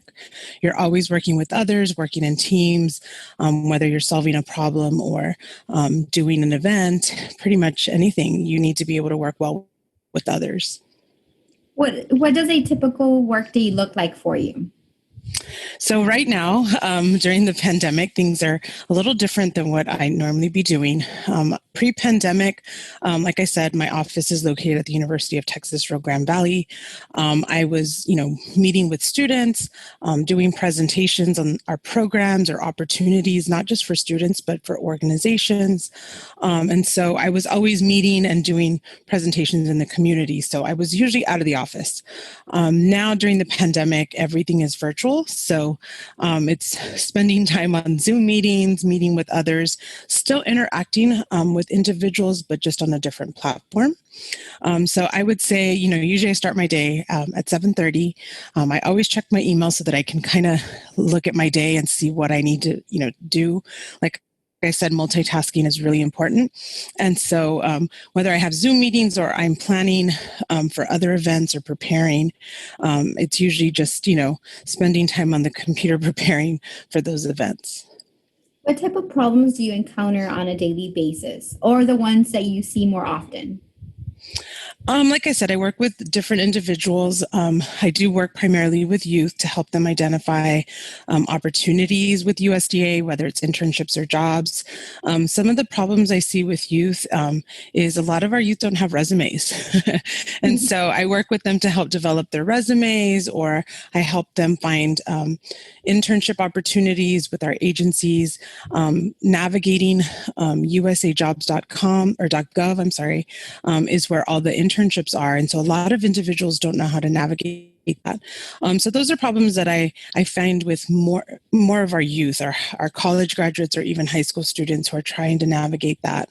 With communities, I feel like I said earlier, a lot of individuals have misconceptions about agriculture. And so when they're looking at our programs, they just think of ag. And so they don't think they qualify for some of our opportunities. And the same with youth. So many people think that because it's not related to ag, what they're looking for is not related to ag, they might not qualify. So I would definitely say it's addressing those misconceptions in agriculture as well. What are some of the types of decisions that you have to make on a daily basis? How to manage my time, for sure. Like I said, sometimes problems or projects arise. And so I need to look at, the timeline of those events and see prioritize which needs to happen first. It just depends, on any given day. The other problems, I think right now with the pandemic, a lot of the problems that our communities are facing are with food insecurity. And so, so many people are having trouble accessing, food or getting food, and they don't know where their next meal will be. And so while I primarily work with youth, I think now it's been more working with organizations that are helping individuals find food or get food. And so USDA has this great program called Farmers to Families Food Box Program. And so we're currently in our third round where we have distributors that were awarded to give food boxes in our community. And so I've been working with nonprofits, I've been working with our food bank and faith-based organizations to help get them these boxes so that they can give them to individuals in our community who need food. What are some of the projects that you normally work with or you're part of besides the one that you just mentioned? So I work with Hispanic serving institutions, and those are colleges and universities that have at least 25% enrollment of Hispanic students. And so I work with faculty and staff at these institutions to identify grants, whether they're research or education grants, workforce development grants that they can apply for. And so sometimes I'm helping faculty, or I'm learning about what they're doing in research and helping them identify grants that they can apply for. And the same with communities. So if our communities are in a rural area, which Texas has a lot of, they might qualify for certain programs under our agency, rural development. And so it's just kind of, seeing what problems or issues they have, where they need resources, and trying to identify what programs in our department they might be able to apply for. In regards to your job, what is something that you find the most challenging and the most rewarding? I'll start with the most rewarding. I think the most rewarding for me is that I get to help people, and I get to help different people. I don't, I work with youth and that's my primary focus, but I also work with community-based organizations. I work with faculty, staff. I pretty much work with everybody. And so I think it's rewarding to be able to help individuals at all stages and all levels, whether it's, helping a faculty member find a grant that in turn hires students for internships or helps prepare them for the workforce. That's rewarding. Or like I said, if it's helping a food bank, find food boxes, but indirectly, I'm helping individuals get food. I would definitely say all of those are rewarding for me, just helping individuals. Challenging, I think, is sometimes, it's a couple things, not being able to help everybody. I'm a very giving person. And so sometimes when I can't help somebody, I see it as a failure for myself. So that can be challenging in itself. And the other thing, again, like I've said, misconceptions in agriculture because, and I attended Texas A&M University. And so I don't like to tell people sometimes that I did because when you say, Department of Agriculture and you say Texas A&M, they automatically think that I have a background in agriculture. And so it's addressing those misconceptions that ag is just agriculture, animal science. And so there's just so much more at USDA. A lot of individuals don't realize that the Forest Service or Smokey Bear is part of USDA. So, it's a lot more. Yeah. So sometimes you'll think of, the Forest Service or, right, a lot of communities in California are experiencing, the forest fires, and that's part of our department. So it's nice to kind of, tell people more about my agency. So. And I completely agree. I remember when I first met you, I thought it was just ag, and then you informed me and educated me on all these other things that are associated with, and I was just blown away. Yeah, I'm always telling students, I like to say there's careers from accounting to zoology. And it's really neat because even myself, within working with USDA, I'm learning about all the types of careers. Just the other day, I was working with the city of Brownsville, and he said, "Oh, I worked with one of your agencies and your architects." And I said, "Architect? We have an architect?" And he said, "Yeah, he actually came down and met with us." And so it just got me interested. And, we have meteorologists, we have, architects, we have engineers, we have lawyers, pretty much every type of career you can think of we have at USDA, and it's pretty neat. How does success look like in your position? I think it's when I can help find, an internship or career opportunity for a student. It feels really rewarding, or when faculty members get a grant and they come back to me and they say, I got this grant. I appreciate your help. That's rewarding for me. Or if I can, right now get communities these food boxes and help them identify, other resources for their communities. For me, that's rewarding. And sometimes, some individuals don't get back to you, but then, later they'll come back and say, you helped me find this job, or you helped me find this internship, and, thanks to you. And so that just feels really good that I can help someone. Are there any opportunities for professional development when it comes to your agency and your position? There are. So once you're in the federal government, you do have your own personal development plan. And so you work along your supervisor to set that plan every year. And so it can be from attending conferences to right now, doing virtual learning. We have access to so many trainings online through our system. So yes, definitely all types. And it really just depends what the person and the agency can, or want to do. Is it something that your agency has to approve based on your position? Or, for example, if you're interested in becoming a better speaker, can you ask them and they'll send you to a professional development like that? Yeah, you can. So you, each fiscal year, which we're in a new fiscal year right now, we develop that plan and we lay out our goals for the year. For me, I know last year I had a mentor, and so she helped me identify some items to work on. I wanted to work more on my leadership skills. And so I looked at some trainings that were offered in person to attend. And so, yes, they will cover those if they're included in your plan. That is super awesome. Do you work more often individually or with a team? I'm really lucky that I have a colleague in Texas. He's based at Prairie View A&M University. And so, but we are one person at our given institution. And so most of the time it's just myself. But we do work together to plan events or, spread information regarding our opportunities. And so we work as a team. One of the events that we're working on right now is called Faces of Agriculture and USDA. It's a virtual, a seminar series that we've been doing monthly. And so I'm part of a team. I work with my colleague that's based in the Midwest and then our youth program specialist in DC. I think the nice thing about, one of the benefits, I guess you could say, to this pandemic has been being able to do everything virtually. And so we're able to, provide these events or workshops virtually. And so we work as a team to plan them. Can you please describe your typical work and personal life balance? Is it easy to balance that out in your position? For the most part, I would say yes. If you would have asked me that last week, I would have told you no. Last week, my boss was in town, and we had several events planned over, 3 days. And so one day, we were out till about 9 o'clock with meetings in the evening. And then on Wednesday, we were at the food bank by 7 a.m. in the morning. So, but most of the time it is. I adjust my schedule accordingly. So I like to look at a calendar and see what my day looks like. But for the most part, if I know I'm going to be somewhere by 7, I know I might get out a little earlier that day. So it's a nice balance. But for the most part, I work my 40 hours. If there's events on the weekend, I adjust accordingly, but I would say it's a pretty good balance.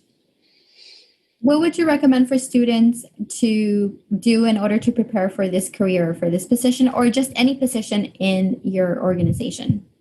I would say if they can do an internship. I know to graduate with my bachelor's or my undergraduate degree, I had to complete an unpaid internship before I graduated. And I was lucky that for me, that experience transitioned into a job offer. And so that was my first job out of college. But I think, whether you're doing an internship at at a location or a place that you want to work at in the future, or if it's just, a job or an experience for a summer, I think they look really good on your resume. And so I try to tell students to do as many as they can. I will say that, you can start in high school. It's never too early. But I would say try to do as many as you can and apply early. Oftentimes some students will come to me, in May and say, I'm looking for an internship in the summer. Now, mostly, since everything's mostly online, these companies and organizations are advertising or posting their positions really early in the spring. So start looking for them in January or February. I would also say to keep an open mind and be flexible. And so if you can take an internship, out of the area you live in or out of state, just look at it as an opportunity, look at it as a resume builder. And so that experience will help you when you're looking for a job when you graduate, college. So I would definitely say an internship is a great way to help you secure a job in the future. And like you stated, it looks really good on their resume. So even if they don't have paid work experience, they can use that as experience so they can actually obtain a job later on. Yeah, if you can volunteer, I encounter so many students who want to be veterinarians, for example. And so they'll say, I want to be a veterinarian, but I'm looking for, an internship. And if you can take something unpaid, even if it's for, 10 hours or 20 hours a week, it doesn't have to be full time, something that's close to home while you're, pursuing your undergraduate degree or in the summer or something you can do on the weekends, even those few hours, something you can put on your resume. It definitely helps. It's experience. I mean, you can't put a value to that. And I think, whether it's related to what you want to do or the degree you're seeking, it also helps because I think in any job you develop these work skills, whether it's time management or being able to, multitask or just adaptability. All of those are skills that really you can use in any career you pursue. And they get to network as well because they never, like for example, for you did your internship and you were able to network with the people that you were working with and you obtained employment. So that's really good. Networking is really good. And actually, I always tell students, network wherever you can. So even if you're not at a job, intern at church, network at church, network with people at, anybody you encounter. Think of it as an opportunity because you never know who you're going to meet. You never know where they're going to work, or even if they know somebody. I always talk about a friend of mine who did an internship at a location and she wasn't really excited. She said, that's not where I wanted to intern, but it was the only opportunity I had that summer. And so she ended up working for a high-level individual in the federal government who actually wrote her letter of recommendation to Harvard Law School and she got in. So, you never know who you're going to meet. You never know who might be able to help you or who might know somebody who could help you. So always be networking with individuals you meet for sure. What other factors besides education and experience may impact the student's ability to actually work in a position like yours? For example, do they have to have a clean background, maybe a drug test? What items? So you definitely go through a background check with most federal positions. Some are a little bit more thorough, I guess you could say. So if you're working for like Customs and Border Protection or any intelligence agency, you go through a more thorough background check, but I did have to go through a background check. For my position, I did not have to go through a credit check. I know some do require. You also have to, they do your reference checks. And so in the federal government, and federal resumes are a little bit different, but in the federal government, they do look at your references and they'll call upon them. And so just think about that. And then they'll also look at, it just depends what type of position, but I would say, for sure your background check and your reference checks.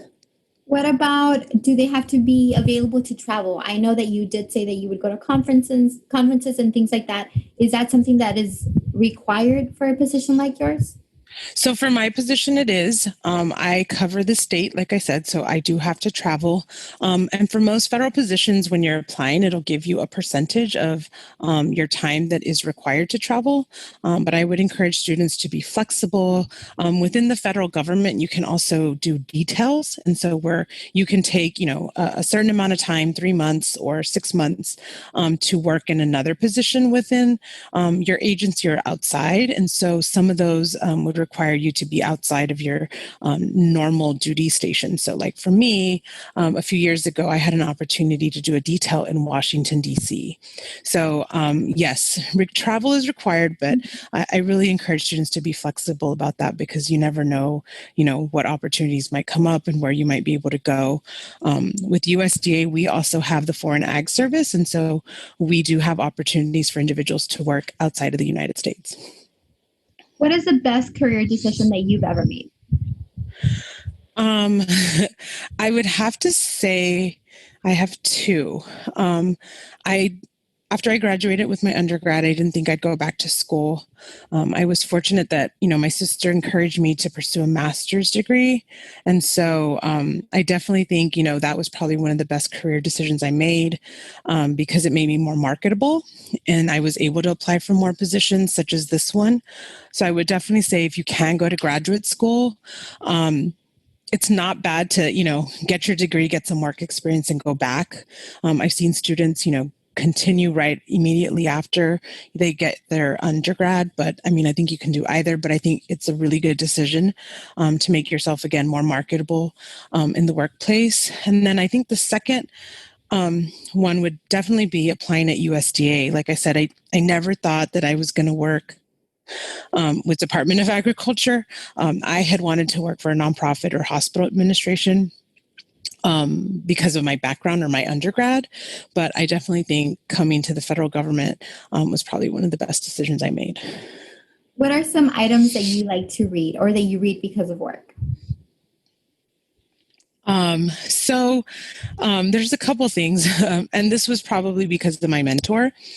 It's Harvard Business Review. They're a journal, and they put out these management tips daily. And so I get management tips and articles every day. And sometimes they're really useful. I didn't realize, how useful they'd be. I think yesterday's was actually the power of breathing. So many of us are dealing with anxiety and stress because of, we're working from home or homeschooling our kids. And so it just said, how powerful, breathing techniques can be to help, reduce anxiety or stress.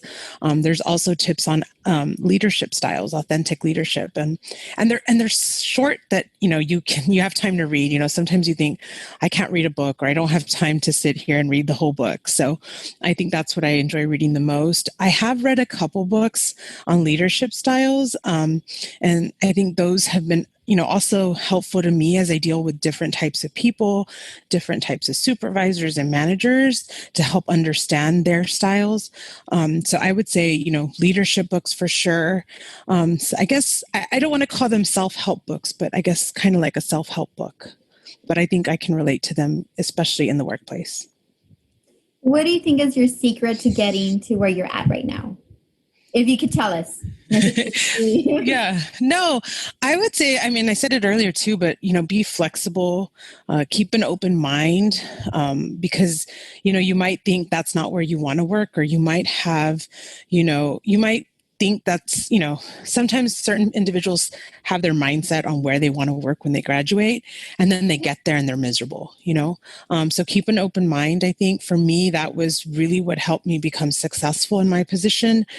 Keeping an open mind, dealing with all types of individuals. I know here in the Valley, there's a predominantly, our population's Hispanic. And so getting to work with other individuals across the country, dealing in different living in different situations has been helpful. So keeping an open mind for sure, definitely being flexible. Like I said, it'll open more opportunities for you. So whether it's traveling or taking on an extra project, that you might not normally be used to doing, that's something that I've always had to do. But I definitely feel that when you can acquire new skills, it'll make you marketable and help you, secure future positions or move up the career ladder for sure.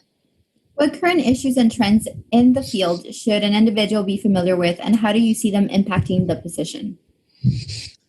So with USDA, I think there's a lot of focus on the environment, natural resources, ensuring that we can feed the population. So ensuring that everyone has access to, safe and healthy foods. So I would say, rural areas in Texas, we have a lot of rural areas, and most of the time those rural areas are the ones that are producing or harvesting our foods. And so what issues are affecting rural areas, I would say are also important. But anything in the realm of, food and nutrition, natural resources would be important for USDA. Thinking back on your first job, how did it play a role in developing the person that you are right now when it comes to the skills? So my first job, I worked a lot with community health educators, or outreach workers, what we call as promotoras. And so I think just working with outreach workers in general, I mean, that's what I do now. I do outreach on USDA programs and opportunities. And so I think that experience in working with people who serve our community helped me. It definitely helped me, get my job right after that. And I've been fortunate in the senses that I've always been approached, to apply for my next job. But I definitely think it was that experience in outreach from my first position that helped me.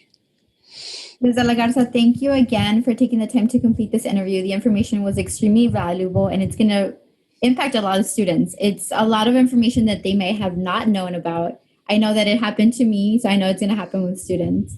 Guys, and then if you're interested in learning more about this career or other careers, feel free to check out the links that are over here on the top. Feel free to check out Texas Reality Check, Texas Career Check, ONET, Career Coach, and they can be found on our wfsolutions.org website. Thank you again for watching. Thank you.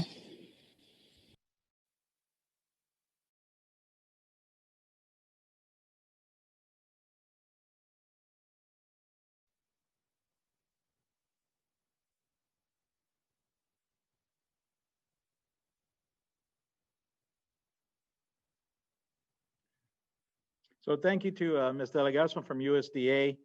And again, thank you to all of you for joining us this morning. That concludes our employer interviews. We're looking forward to having Mr. White, who will be joining us shortly, as I am working on getting him access. Mr. White, I know you can hear me, so give me a moment here while I get you access.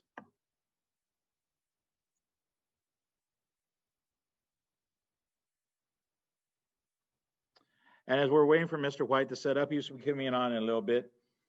Just a couple of things to take away from this morning's and this actual conference. We'd like to thank you for any of you who have joined us any of the previous days. A couple of things just to make sure that you take away from all this is that these videos for employer interviews will be available to you on demand after today. They'll be on our library. For teachers, if you're looking for virtual presentations at virtual career fairs, please let us know. We can get these videos out to you. If you're a student and you heard something at the very last minute, you caught on and you're thinking, man, I wish I could have heard something, or I didn't actually hear everything that person said, it'll be available to you. A couple of things that you want to keep in mind as we're moving forward and we transition over to Mr. White. A couple of things to take away today.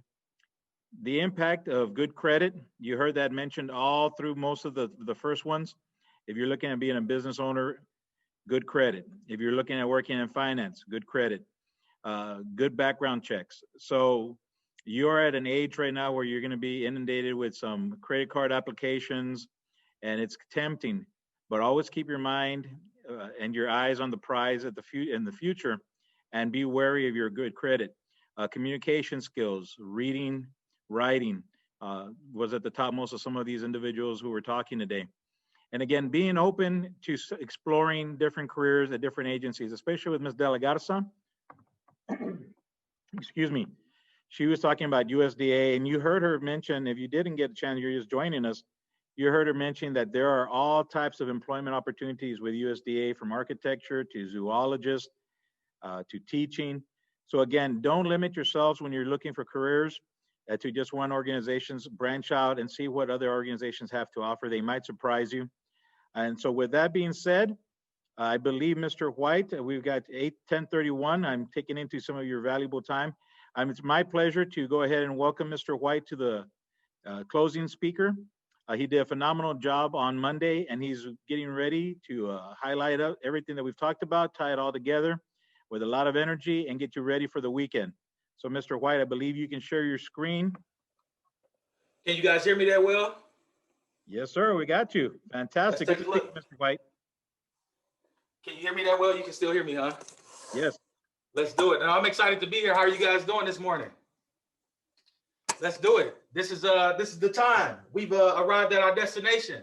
We've done all the work that it takes for us to be successful up until this point. And as you know, when it comes to building our tribe and creating it, what it's going to mean for us to be successful, we have to eventually rock the party.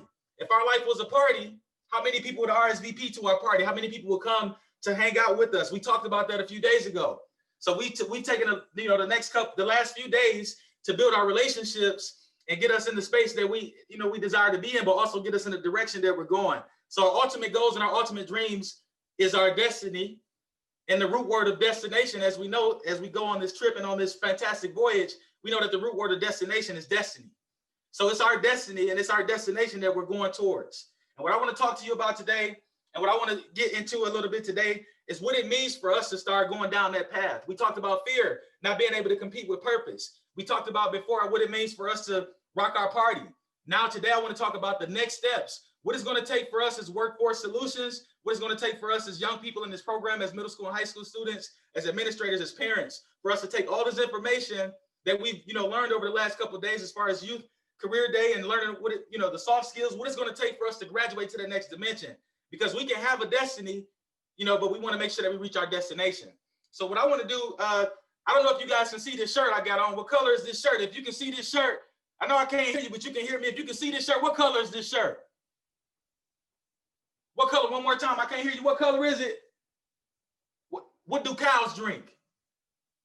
They drink water. So I heard somebody say milk. Now I can't hear everybody, but some of y'all said milk. Now I'm up here in Wisconsin, and I know there's some folks that may not understand what cows really drink.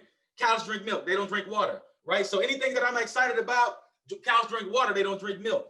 Anything I'm excited about, whether it's the work I'm doing, whether it's speaking to you guys today, whether it's spinning hits, whether it's the book I've written, Think Like a DJ that you see on my background, any of the things that I'm excited about, I don't mind boasting and bragging about it. Boasting and bragging is not a problem for me. So when I say brag, you guys say boast on that end. Brag. I can't hear you guys. When I say brag, you say boast. Brag. One more time. Brag. What do you put in the toaster? Somebody said toast. Somebody said toast. I need y'all to listen to me. I know it's been a heck of a few days for you guys to get this information. I heard you guys talking about credit, some of the vicissitudes and challenges of life. But I need you to listen. I need you to key into what I'm doing. I need you to tap into my energy so we can go there. I want to be on this fantastic voyage with you. I got a destiny too. I want to reach my destination. So you guys tell me, when I say dreams are made, you say to be achieved. Dreams are made. To be achieved. Come on now, dreams are made to be achieved. One more time, dreams are made. To be achieved. There we go. Dreams are made to be achieved. So dreams are made. Everybody on this call with a dream, I need you to raise your right hand. You got a dream. I need you to take your right hand. I need you to raise it. Actually, I need you to raise it real high. Raise your right hand if you got a dream. Now, I want you to imagine that your dream is actually stuck on the ceiling of the room that you're in right now. How would you reach for your dream if your dream was stuck on the ceiling? How would you reach for it? What would you do? Just imagine that your dream ain't just stuck on the ceiling. Maybe it's falling to the wayside. How would you reach for your dream if it's falling to the wayside? I need you to reach for your dream. Now imagine that the dream is not even coming off the ceiling. You need to get it off the ceiling your own self. You need to go up there and get it yourself. What would you do? How would you grab your dream? Now I can't see everybody, but I guarantee you with some of you guys that was afraid to even, every time I do this exercise, I find out that some folks that's afraid to stand up. It's a couple folks that's afraid to reach for their dream at the highest level. We know that dreams are made to be achieved. We have to do the work of grabbing our dream, because sometimes your dream may go to the wayside. Things may change in life.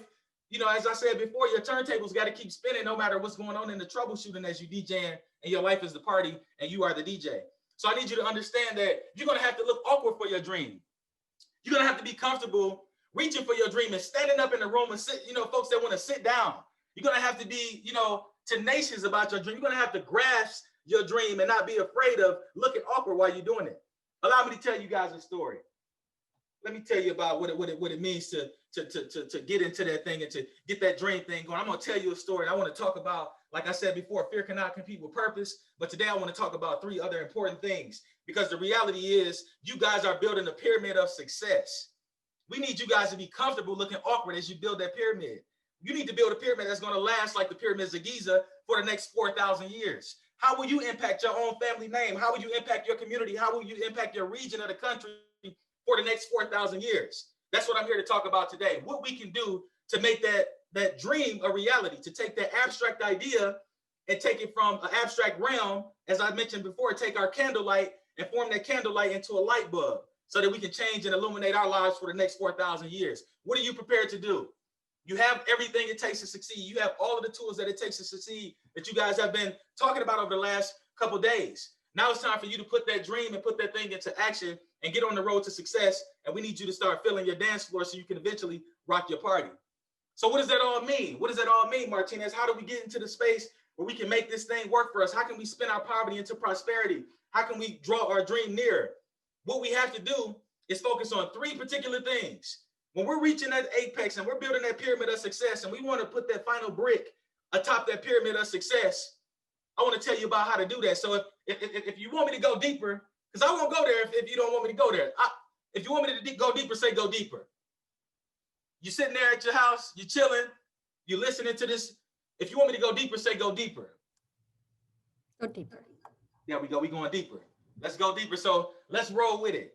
Life is all about shifting and changing and continuing to spin our record. If we got that turntable and it's continuing to spin on our turntable of life, we want to continue to rock the party eventually, but we first got to fill our dance floor. We have to network and get people on our side so that we can fill the dance floor. So what that means in three particular words that I want to talk about today, when we're atop that apex of success, all I want to do is add 3 more pillars atop that apex of success. I want us to understand that we have to be accountable. We want to add accountability. We want to add intentionality, and we want to be able to build a tribe. Accountability, intentionality, and building a tribe. Accountability. What does it mean to be accountable from your side of the table? What does it mean for you? You've heard that word before. I'm sure you've heard it over the last couple of days. Be accountable for your actions. Be accountable. What is accountability to you? What does it mean to you? What is that word? See, for me, accountability is very simple. If I take the word accountability and actually etymologically, if I break the word down, accountability is the ability to account. It's the ability to know what's in my bank. How many of you guys check your bank account 2 or 3 times a day? How many of you guys go on your phone, look at your app, look at your investment portfolio, look at your savings account, your checking account, you look at your phone, you check and you look and you see, what's my balance? You being accountable for, you have the ability and you are being accountable for what's in your bank. But oftentimes we as young people, what we do is we don't focus on our own bank. How often do you check your bank account 2 or 3 times a day? How often do you check the bank of life? How often do you go into the bank of life and check the deposits to see if you've made enough deposits to make equal and opposite withdrawals? How often do we go to the bank of life and say, hey, I want to be strong, I want to be smart, but did I add strength? Did I add intellect into my bank because I want to make the withdrawal? So we have to be accountable. We have the ability to be accounting for what's in our bank. We have to put ourselves in the driver's seat of our lives. We have to understand that we are the DJ, and as us being the DJ, our life is the party. So we have to learn how to be accountable. Intentionality and building a tribe. So we're going to talk about accountability first. Let me tell you a story. So as a young person, when I was a young man, when I was in the 5th grade, I had this teacher, Mrs. Squire. Miss Squire, Robin Squire, amazing woman, did all kinds of things for me. Took me out of the inner city of Milwaukee, Wisconsin, one of the most segregated cities in our country, with one of the biggest education gaps in our nation. Miss Squire took me and she took me to a farm, out of the city, a city boy on the farm. I was hanging out. I was looking at donkeys. I was hanging out with chickens and doing all of the fun things that you do. A ride on a hay ride, hanging out, having a good time as a young person. What I did with her was I would be comfortable being awkward. The reason I got a chance to go to that farm and experience life outside of my comfort zone and learn about new people, new ideas, and new things is because I was accountable. I had the ability to account for myself. I would be comfortable looking awkward. I would be comfortable reaching for my dream and standing up out of my chair if my dream was stuck on the ceiling and it was not coming towards me. I would be comfortable with that. So I would do weird things. I would go to Miss Squire's Saturday morning class. I would go to school on the weekend. Other kids and other students would be up hanging out, going outside, playing with their friends, and look at old Martinez walking to school on a Saturday. Didn't the boy get enough Monday through Friday? Didn't he get enough on Thursday? Wasn't those homework assignments, wasn't that too much for him? Not for me. My dream is never too much for me. Your dream should never be too much for you. So what we have to do is be accountable, look awkward, be comfortable looking awkward, be comfortable being talked about, be comfortable, because you know what? We have a destiny to reach. I have a destination, and you're not going to stop me on my road to success. So I was comfortable being accountable. I would go to school on Saturdays, go to the program called Molly's Friends. Miss Squire had a black Labrador named Molly. I would go and hang out with Molly's friends, I tell you. I would go and hang out and, see, any animal that she would bring in from the local humane society. She bringing cockatoos, I'm there. She bringing in big bad turtles, and she bringing in different kinds of birds and toucans and things of the sort. Where was Martinez on a Saturday morning? I was being accountable for myself. I was comfortable being awkward. I was reaching for my dream.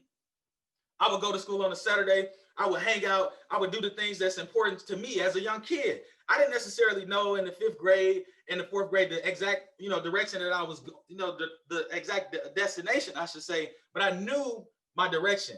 I knew I wanted to go in the direction of my dream. So I would do awkward things. I knew that education for me was going to be a saving grace. My mom was a single mom of 6 children. She got 5 boys. She's got my sister.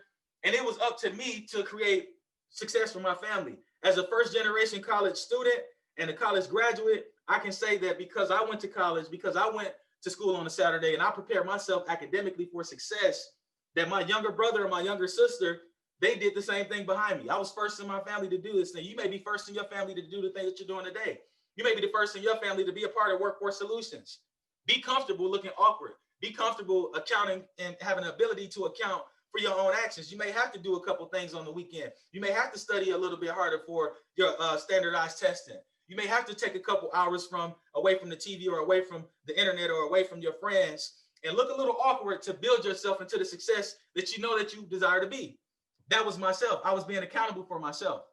That's what you guys have to do. We have to put ourselves in a position to succeed because we have this new information. I guarantee you that for each one of you guys on this call, for each one of you young folks, each one of you parents, each one of you administrators and educational leaders on this call, there are 15 other people you can name that are not on this call.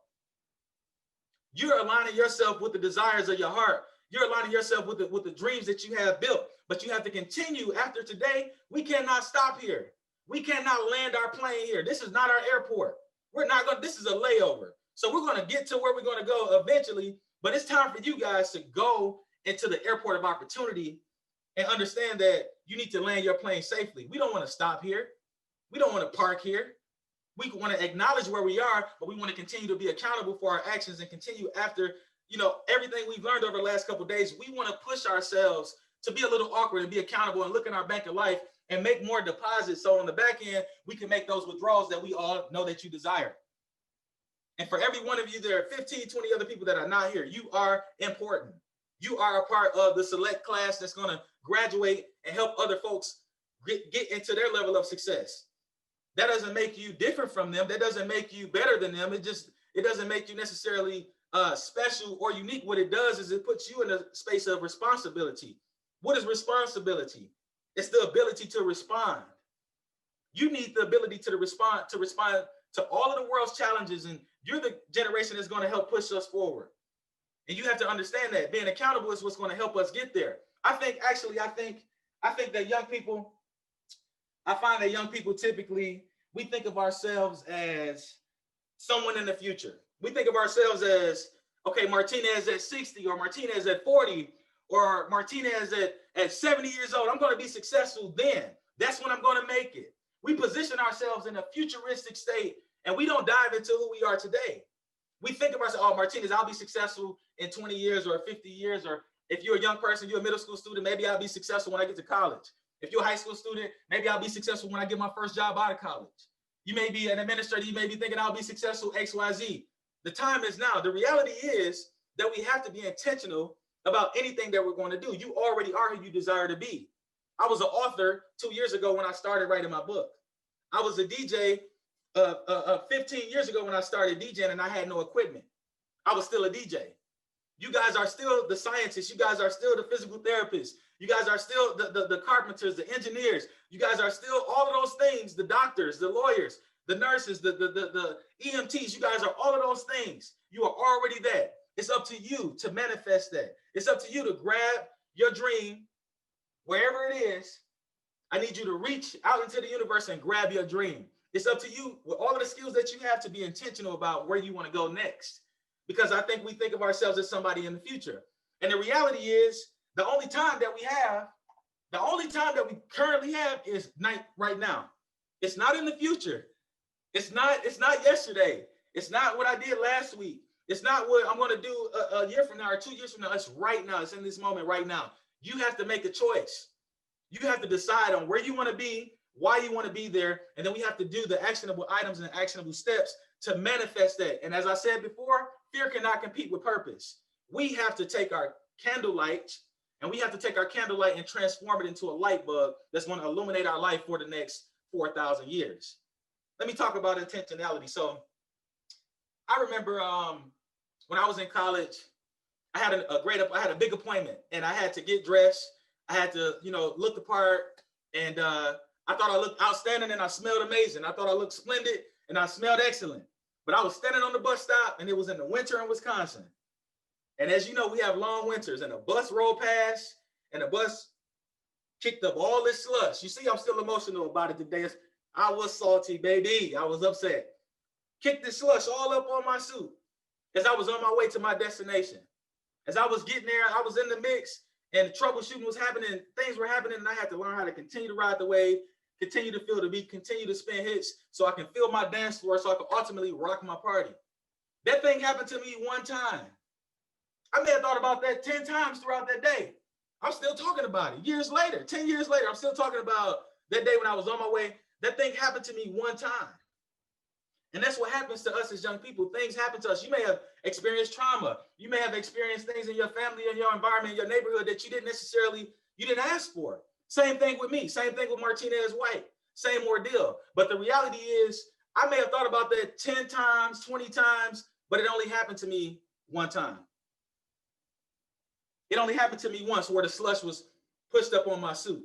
That's what happens to us as young people. We have to realize that not, everything in the past or everything in the future is what's most important. It's what's happening right now. Because as I think about it, I'm even experiencing in the moment what I experienced 10 years ago because I'm speaking it into existence. So you have to speak into existence. The only thing we truly have, the only power that we truly have as young people is not the past. It's not the present. Everything that's in the past, if we bring it to the now, everything that's in the future, we bring it to the now, we can start to get to our direction that we actually plan to be in, get to our destiny, get to our destination, because we have to realize that we have to be accountable and intentional about our actions on a daily basis, and we have to be comfortable looking awkward. That's where you are today. I'm asking you to be comfortable looking awkward. When you get off this call, when you get off, this conference, and you stop hearing all of these speakers and all the great things that you've learned about finance, career, and credit, and all of the soft skills that you picked up on, I need you to realize that you are the person that's going to create the success that you desire. You have to step into the now, because everything that happens in the past, everything that happens in the future, we actually experience it in the now. You already are who you desire to be. That person that you want to be when you walk across the stage, it's just that time hasn't caught up yet. Time is going to catch up to your dream. Time is going to catch up to your goals. Continue to jump and the net will appear. Don't wait for the net to appear to jump. Continue to be engaged. Continue to ask questions. Continue to be curious about the world. Continue to question what's your reason for being here. Continue to question your existence and why, and find ways to answer those questions on your own accord. I have a book called a What Why book. It's a book that I just free write in every night. I spend 15 minutes to write down what my future successful self is. What does it look like in my dream so I can experience it in the now? Do you have 15 minutes for success? Do you have 15 minutes for success? Do you have what it's going to take for you to graduate to another dimension of success? Do you have the time to write down your goals and check them off? Do you have time to write a T-chart and say, these are my weaknesses, these are my strengths on this side, and I'm going to actually double down on my strengths. And then my weaknesses, I'm actually going to take my weaknesses, and over the course of time, not immediately, because weaknesses are hard to overcome. Old habits die hard, right? We want to get rid of old habits, but it's going to be hard for us to get through some of our weaknesses. So we give ourselves grace We give ourselves love. We give ourselves the love that we give others. The love that we've been trying to give others, give it to yourself. The grace that you've been trying to give others, the mercy, be kind to yourself. So you need to actually align yourself with your dreams. And what we can do over the course of time is make our strengths even stronger. We double down on our strengths. And then our weaknesses, we take the opportunity over time to take our stumbling blocks, our weaknesses, our stumbling blocks, and we want to turn those things on the side. We want to turn them from the side and turn them up top. And we want to step, our stumbling blocks eventually become our stepping stool. So everything that's stumbling, that's in your way, that's causing you to stumble, you need to do the hard work over the course of time to take those weaknesses, take those stumbling blocks and turn them into a stepping stool. That's what it means to be intentional. That's what it means to be accountable. That's what's important to me. That's the message that I have for you, is that when you leave this call, you actually put yourself in the driver's seat. You put yourself behind the turntables of success, because your life is the party and you are the DJ. And if your life was a party, how many people would RSVP? Who would come to your celebration of life when it's all said and done and we transition into another dimension? Who comes to celebrate you? How many people can you draw into your dance floor and fill your dance floor so that you can eventually rock your party? That's what this is about. So there are only 3 businesses in this country. I know you guys can't write them down or write them in the comment section, but I would like to know from, just think about it, where you are. Just say to yourself, answer this question to yourself. What are the 3 businesses in this country? It's only 3 businesses in America. What are the 3 businesses? What would you say? I heard somebody say technology, healthcare. What is that? Is somebody saying what? Manufacturing? What are the 3 businesses? Restaurants? What are some of the businesses in this country? You guys tell me, what are the 3 businesses that come up when I ask that question? What are the 3 businesses in this country? Right? I'll tell you what they are. There are 3 businesses in this country. 3 primary businesses. There is God's business. There is, you might want to write this down, other people business. Now everybody know about other people business, but then it's my business. It's 3 businesses: God business, other people business, and my business. And if I'm over there working on God business and other people business, and I'm not focused on who's working on my business. Of the 3 businesses, which one can I control? Which of the 3 businesses can I control as a person in this country, as an American, as somebody that's trying to get to this destination? I can only control my business. Other people's business, internet, Instagram, Facebook, Snap, Twitter, all of those apps, TikTok, that's other people's business. That's what's going on out in the realm of society. That's other people's business. God's business. I'm Martinez. I'm born a Black male in this country. I don't think I can do well in this country because of my identity. I may be a younger person that's just now coming out and discovering my sexuality and who I am as a younger person. I may be lesbian, gay, transgender, LGBTQ. I may just be curious. I don't know. I may be a person that's just a woman. I may be thinking, oh, just being a woman is going to make it harder for me to get to my level of success. Or I may feel like my family, like in my case, nobody in my family ever went to college before. That's God's business. That's other stuff. That's identity. That's how I'm made. That's how I'm built. I can't argue and I can't debate with my identity in God's business. What can I control? Only my business. I can only control my business. My business is what's in my realm of influence, in my circle of influence. That's what I want us to understand, that we as young people, we have to focus on our business. So I need you, when you get off this call, I need you to take 15 minutes. Do you have 15 minutes to be successful? I need you to take 15 minutes, if you can, every night before you retire to bed. I need you to take 15 minutes to believe and actually start to build on and conceive and then receive the goals of your heart and the desires of your heart. Only you know what they are. That's what's in my what and why book. That's how I be accountable, intentional. And I actually start to build a tribe around my business. I build a dream circle around my business. Your dream circle are composed of the folks that really believe in you, that believe in your dream, that believe that you can reach that level of success. Who do I need to fold in? Who do I need to fold out? It used to be an old song. Get some folks on the call that say you got to know when to hold them. You got to know when to fold them. Right? You got to know when to hold people in your life. You got to know when to fold them out. You got to know when to include them in your dream circle. You got to know when to X them out of your dream circle. You have to know. You have to be in tune with yourself. Awareness and self-awareness is our biggest gift as human beings. Being aware of who I am, what's important to me, what are my goals, what are the things that are important to me is going to help me become more accountable, more intentional, and building a tribe around my business is going to help me become the highest version of myself. So when we're in this space and we leave this space, I want you guys to remember that you are the DJ and your life is the party. And I need you to think like a DJ. I need you to realize that first we're going to visualize this party before we get there. We're going to pick a tempo. It's visualization. We're going to drop our first record. We're going to be intentional. When we drop our first record, are we going to start at 120 beats per minute? Am I going to play fast music? Or am I going to start mid-tempo at 80 or 60, low tempo at 60 beats per minute? You have to decide where you want to go and how you want to graduate from this dimension to the next. As I mentioned before, fear cannot compete with purpose. And you are in the space right now where you have the opportunity to manifest your own destiny. You have an opportunity to build and create the person that you're going to be, because everything that happens in the future, everything that happens in the past actually is only experienced in the now. The now, the power of now is truly all we have. And us as young people, we have to realize that we want to build our dream circle and we want to build people into our dimensions that are going to actually help us get to where we want to go and not pull us backwards from our ultimate destination. That's what I want to talk to you guys about today. And I wanted to just show you what it means for you to pick a tempo, feel the dance floor, and rock the party before you get off the call. Ladies and gentlemen, I'm yours truly, Martinez White. M like money, white like the White House. M White, DJ M White. And what that means to me is I'm running for president. And guess what? I'm running for president of me, like you need to be running for president of you. I need you to win your campaign, because by the looks of things, I'm winning mine. Rock with me, ladies and gentlemen. Think like a DJ, accountability, intentionality, and go ahead and build your dream circle around your business, because your business is only the one out of the three that you can control. Ladies and gentlemen, that's been my time. I'm excited for you. I believe in you. Dreams are made to be achieved, not to sit on the shelf. If you have a dream and it's stuck on the ceiling, I need you to stand up. I need you to grab it. I need you to look awkward. I need you to be comfortable going into the dimensions that you desire. Everything that happens in the past, everything that happens in the future, your future successful self, you already are that person today. I need you to manifest it and extract it. Thank you for your time. Find me on IG at DJ M White, MartinezWhite.com. I would love to hear more from you. Blessings. Thank you, Mr. White.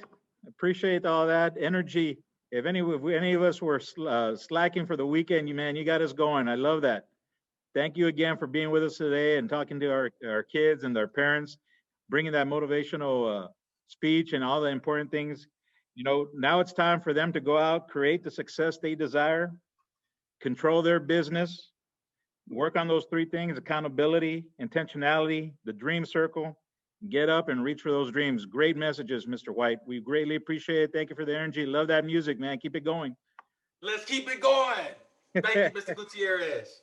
I'll catch you guys. I'll see you on the other side of success. Definitely. We'll see you there. We'll join you there. Oh boy, I'll be there. It'll be a party for real then. All right. We appreciate it. Thank you so much. Take it easy. All right. So that concludes the youth conference. Ending on so much energy. We thanks again to Mr. White for being with us, and we appreciate everybody joining us, whether you joined us just for today, a few hours, one session, or all 4 days. We really appreciate it. We're again, as you see on the screen, create that success you desire, control your business. If you need any assistance from us, we're always here to help.